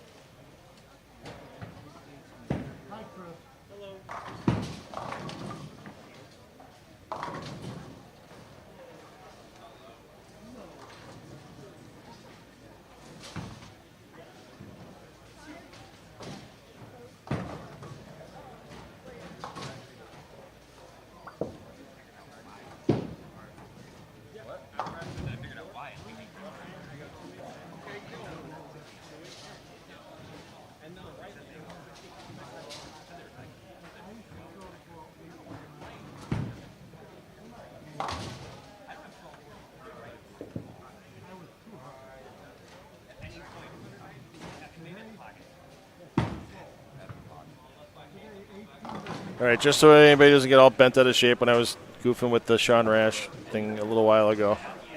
I just went down there, was making some adjustments to equipment, and Sean's spare ball has a big S on the side of it, so don't read anything into that big M on the side.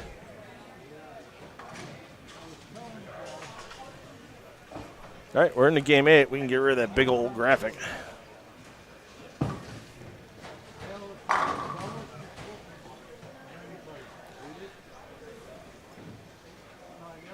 So Sobel A, Wilkins B, Maverick C, Rash D over on 27 and 28. Next door is Muller, Kistner, Martinez, Camas. Martinez has been having some struggles. He was our early leader, but he's been struggling since. We'll get you bounced around. We'll check in on Prather once he gets started. We'll check in with a couple other player pairs as well. Of course, we'll check in with their leader, A.J. Johnson.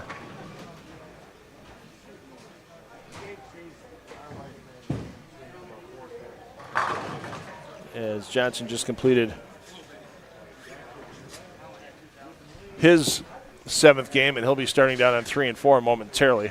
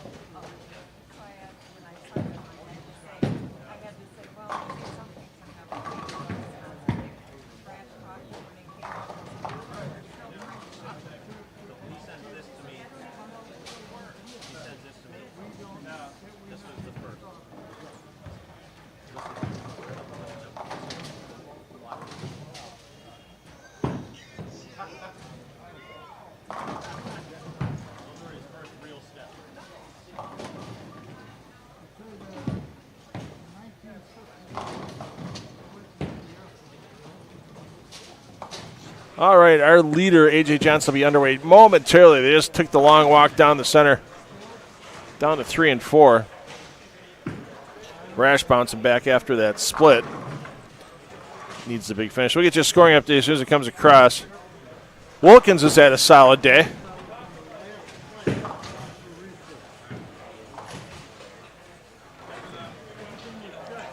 Wilkins was second. Oh, wow. And he hooks away from the 9-pin. Rare error today for Wilkins. He was sitting at plus 224. 80 behind our leader after 6, A.J. Johnson. Johnson, 258. I verified his Game 7 score, so he's going to keep that lead for sure.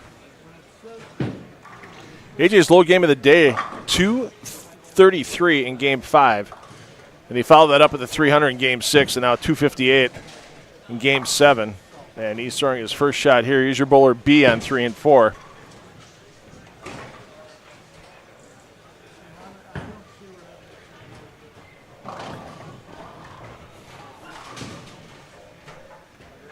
Watch it hook back in, and boy, it is just that smooth motion off the back of the pattern that I think has been key for A.J. Johnson.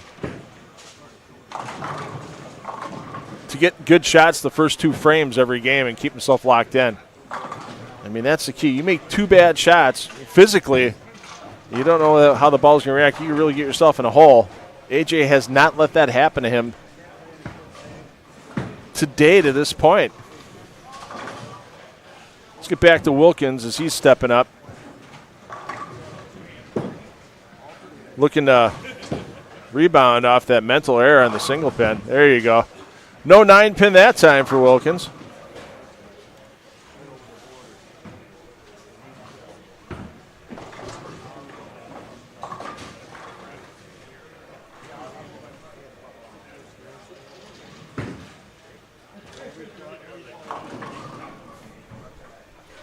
You can still see that live scoring link in the chat, so if you want to see where everybody's standing after 7 games shortly on the website, just click on that link. It'll open a new tab and take you there. Here's your 7-game update.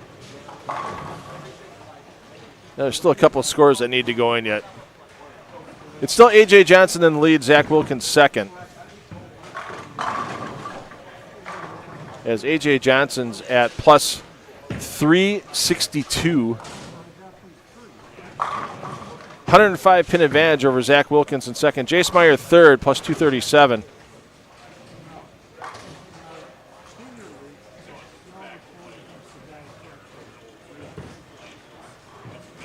A couple of players still need their score to enter yet, so we'll stop at the top 3 there. But what a day A.J. Johnson's having.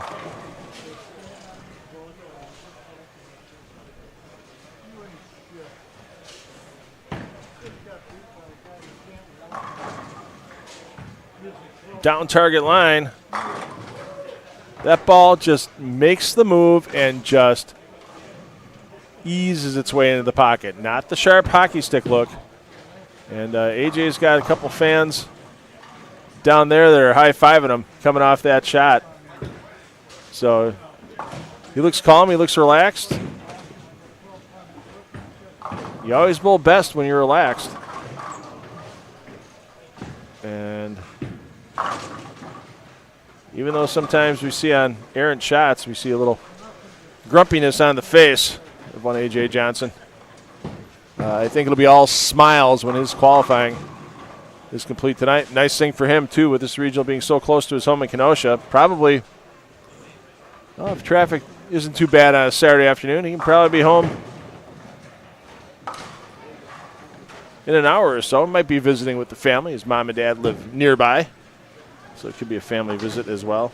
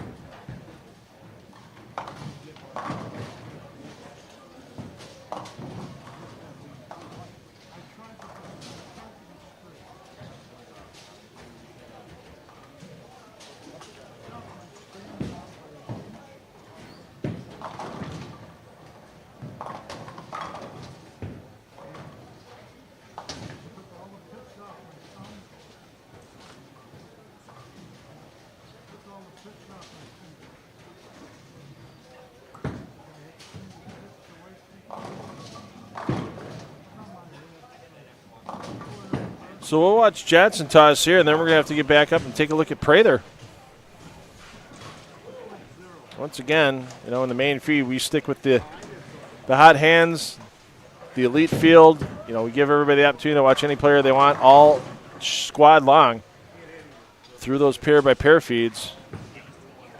We know a lot of bowlers are interested in our PBA elite members that are in this field. And Chris Prather, we saw the big game, 279 in Game 7. He's looking to exceed that here in Game 8. Johnson really gave that one a little extra on the bottom. He looks a little puzzled, but I think there was just a slight deceleration in the downswing. Prather on the front four, or front three, looking to make it front four.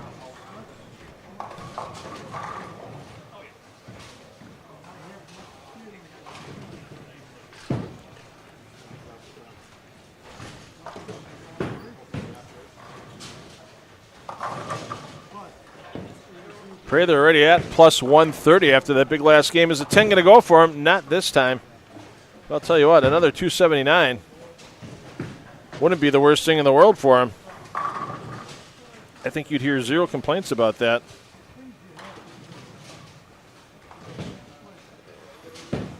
See if Johnson can take down this 3, 6, 7, and 10. A little too much of the 3 open frame. A rarity on the board today for Johnson. Let's take a look at Zach Wilkins.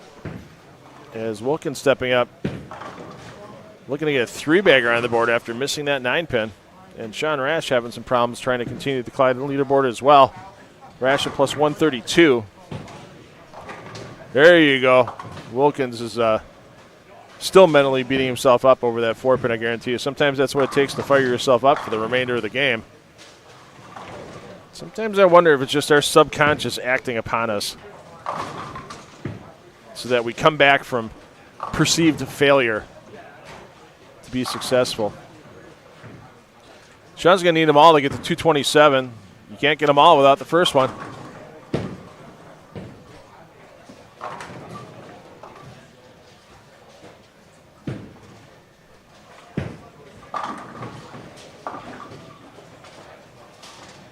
We'll peek back in on Prather momentarily. Actually, we'll peek back in on Johnson. There you see him coming into your screen.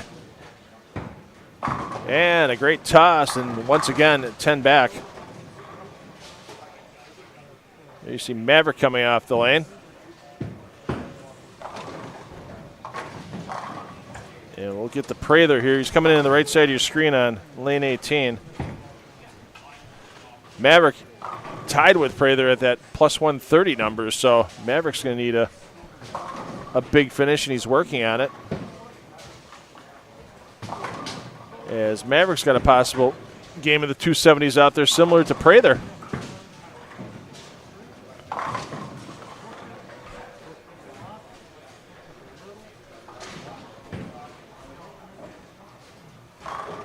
Benji Martinez trying to make a late comeback as well. You see Martinez spare 4-bagger.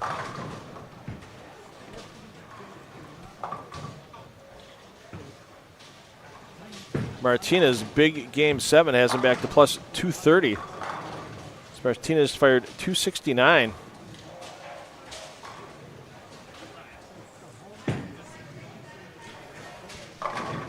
As Martinez trying to lock himself into competition tomorrow. Strikes like that will make it happen. Wilkins, 4 in a row after the open.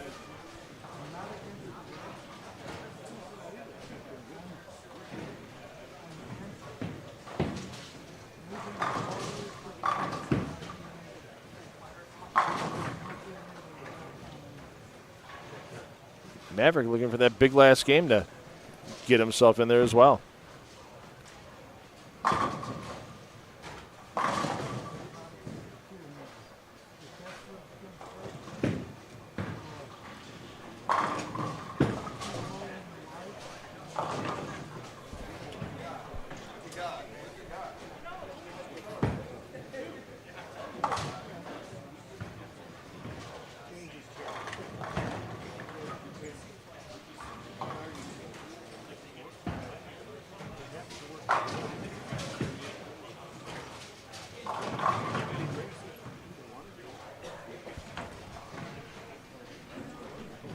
Maverick gets a mitt full on that one.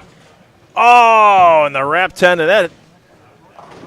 Head pin was spinning all the way into the pit. That was a little unusual.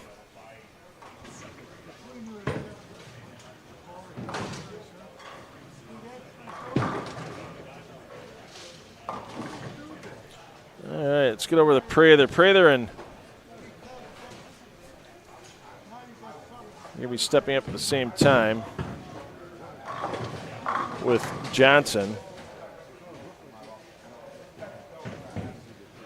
We'll see who fires first. They're both stepping on the approach.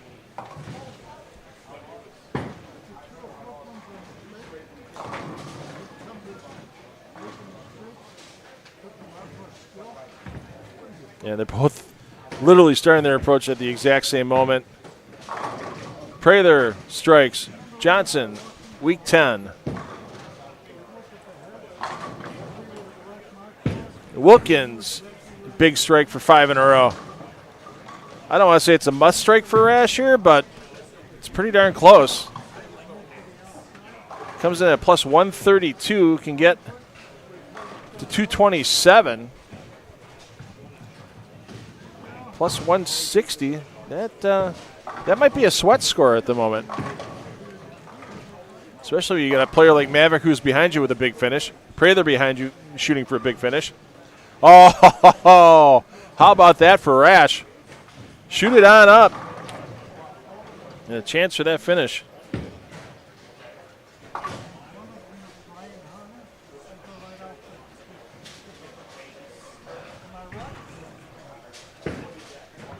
Ben Sobel having a good day. I know I haven't talked about him a lot, but he's at plus 215.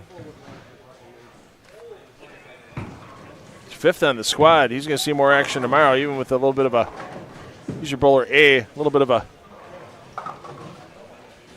slow start to this game. He's kept it clean, though. He can still get to 235, so good outing for Sobel. Let's get down to Johnson before Sobel shoots. You'll see Johnson coming to the left side of your screen.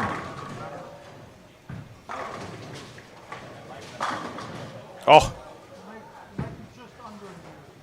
Somewhere in Strobel Arena during the start of the show, Randy Pearson just felt a shudder down his spine because he knows an 8-pin's been left on media somewhere in the world. And then in this case, it happened to be A.J. Johnson.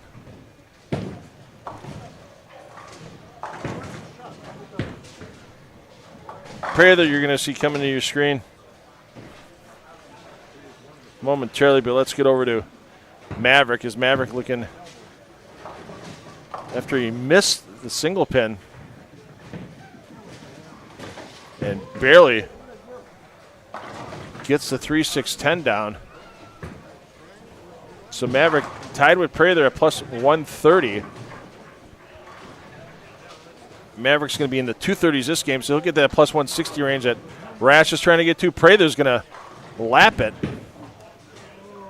if he keeps striking. A.J. Johnson did convert that spare. Not a good toss there for Sobel, but that's fine. He's going to see action tomorrow.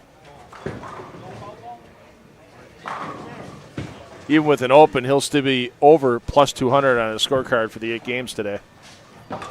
Nothing wrong with a 225 average for your tournament competition.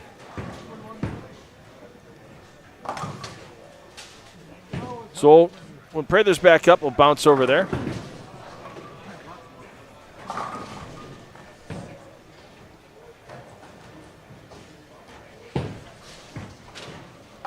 Right now, we'll stay with Sean Rash and Zach Wilkins.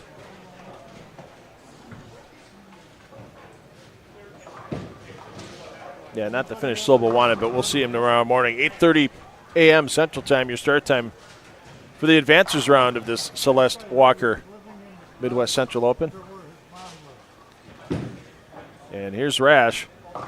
Pretty close to a must strike here. First ball of the 10th. Gets them all to go. Boy, he takes advantage of that cave-in on the 4-9-10.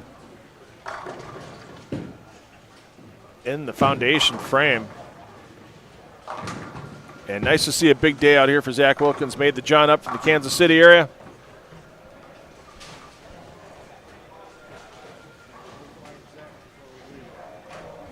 So if Rash gets to 27, yeah, that's going to be plus 159.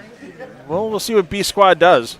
I don't think B Squad's going to get run over, but I'd say if you're around 14th after this squad, you might be okay. Wilkins keeps it going. Wilkins can get to the plus 300 range if he strikes out here. Here's Prather. 8th frame. Oh, big mistake.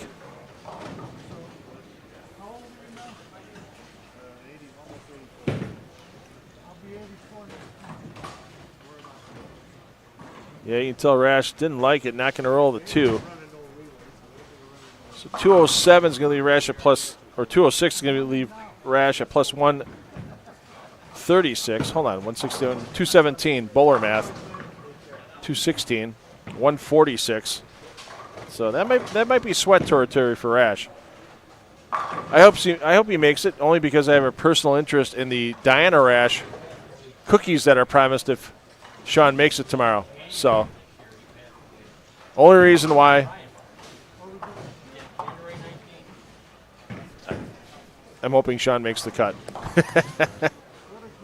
All that and a little star power on the telecast, too. No bounce for Prey, though. Let's get over to Johnson after that solid 8-pin. And the 10 goes.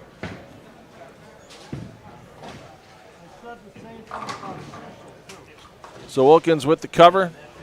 Oh, no, Wilkins with the miss, so 236, but plenty in for tomorrow.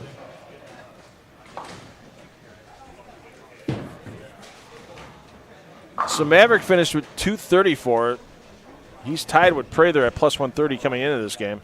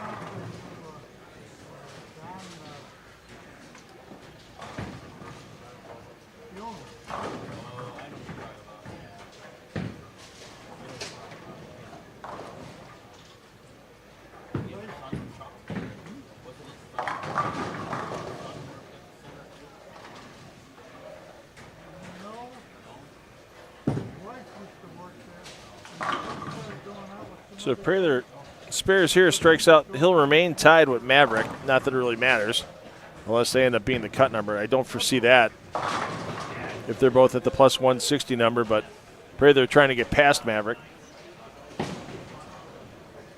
Johnson just struck in the 8th. So Johnson's looking to put up a big finish as well. Johnson will be your leader. Off of A squad, will he still be the leader?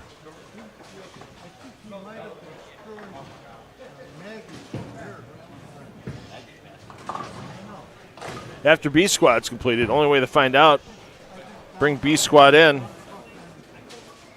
get them to bowl there. 8 games of qualifying. Scheduled start time is 3:30 p.m. We should be on time for that. Thanks to everybody that stuck around through the conclusion here on A squad. Hopefully you got those DVRs going, and you're going to have the PBA Playoffs Championship match catching up after you leave the stream.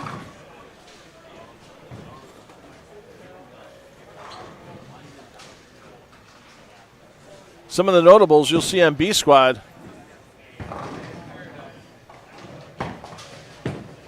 include PBA Hall of Famer Steve Jaros and his son Evan. Dio Bernard, PBA Tour champion.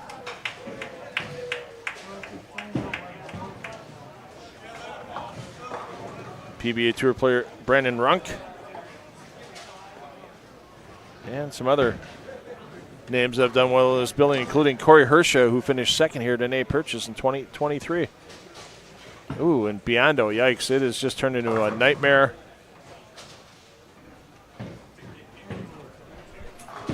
Of a back half of the block for Biondo just when he thought he was coming back. The gutter ball on the six-bagger.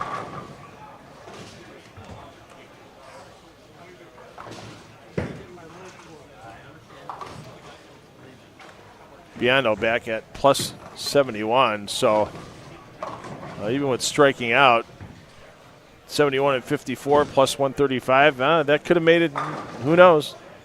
We'll see. He might be kicking himself later on. As there he just absolutely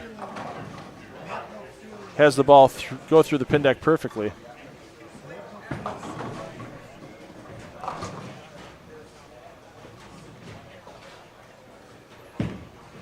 So A.J. Johnson, the foundation frame, went a smidge high. There you see the 9-pin he's shooting. Covers it up. So A.J. can get to 211. Still in great shape for tomorrow, regardless if he considers this a not-so-fitting ending to his qualifying block. He's got a 300 in there. He's 300 over for his first 7. He's averaging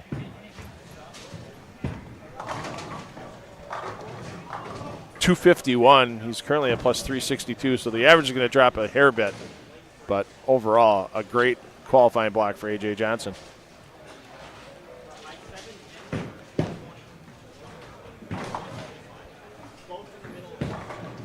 Big finish here for Prather. If he can punch for 244, he's going to put a couple bodies between the cut line and himself. That's always a good thing to have happen. The more bodies you put between yourself and the cut line, the tougher it could be for people to get past you.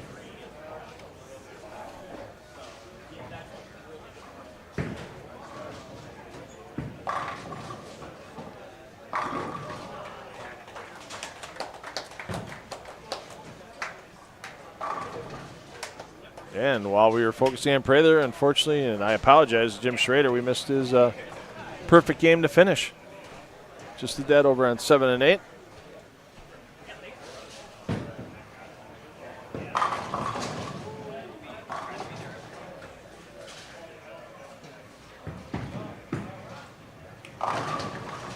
Schrader was at plus 57 coming into this game, so that plus 157 is going to make life pretty interesting for him.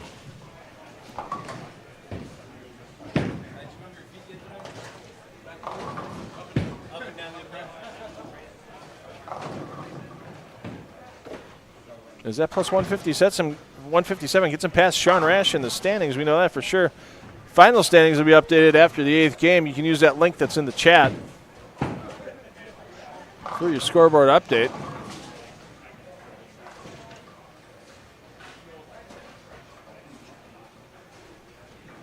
So once Prather goes, Johnson stepping up for his first ball of the 10th frame. There it is for Prather. He's going to leave Maverick behind him in the standings. Johnson leading the whole thing.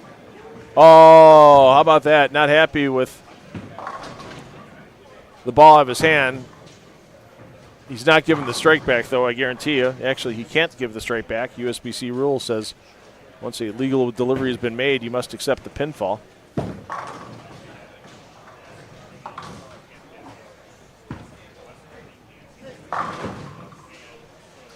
So Prather, we should see Prather tomorrow. We definitely will see A.J. Johnson tomorrow. Just a matter of who else we're going to see. So enjoy your break. Hope you get to watch the PBA Playoffs Championship match between E.J. Tackett and Jesper Svensson in its entirely. Hopefully you've had those DVRs going. Thanks for double screaming if you're watching us and the championship right now. And we'll see you back here 3:30 p.m. Central Time for B Squad. PBA Celeste Walker, Midwest Central Open. I'm $2 Phil Barlow. Hey, parents, take the kids bowling because they're going to have fun for life, and we'll see you back here at 3:30 Central.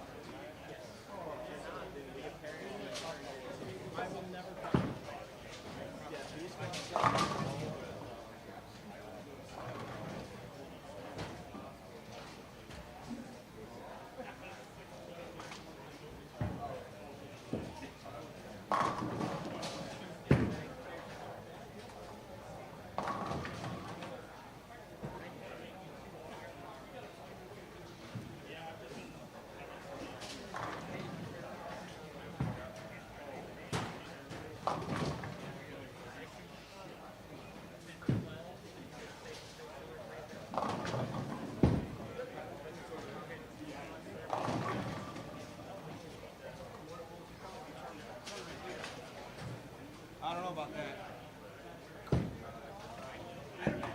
Don't think it's a problem. That's what happens when you go bad the last game. What happened on the Charlie tour? Like you just kind of got it a little extra. Yeah, I caught it, was trying to get in the air, and it didn't quite get over the front as much, but it was still on line, like it shouldn't have done that. Because I watched it, I'm like, well, it just looked like the wrist just gave it a little extra in the bottom. Yeah, it was fine. That's just what has to happen to me. You're going to still be up by like 90 squats. It's a good padding for tomorrow. But hey, I got that same cookie in my bag. I love those things. Yes, they are. Especially on days like today. Oh, yeah. With the crap of my team. We're going to head to the game. Do you have the address? No. Here.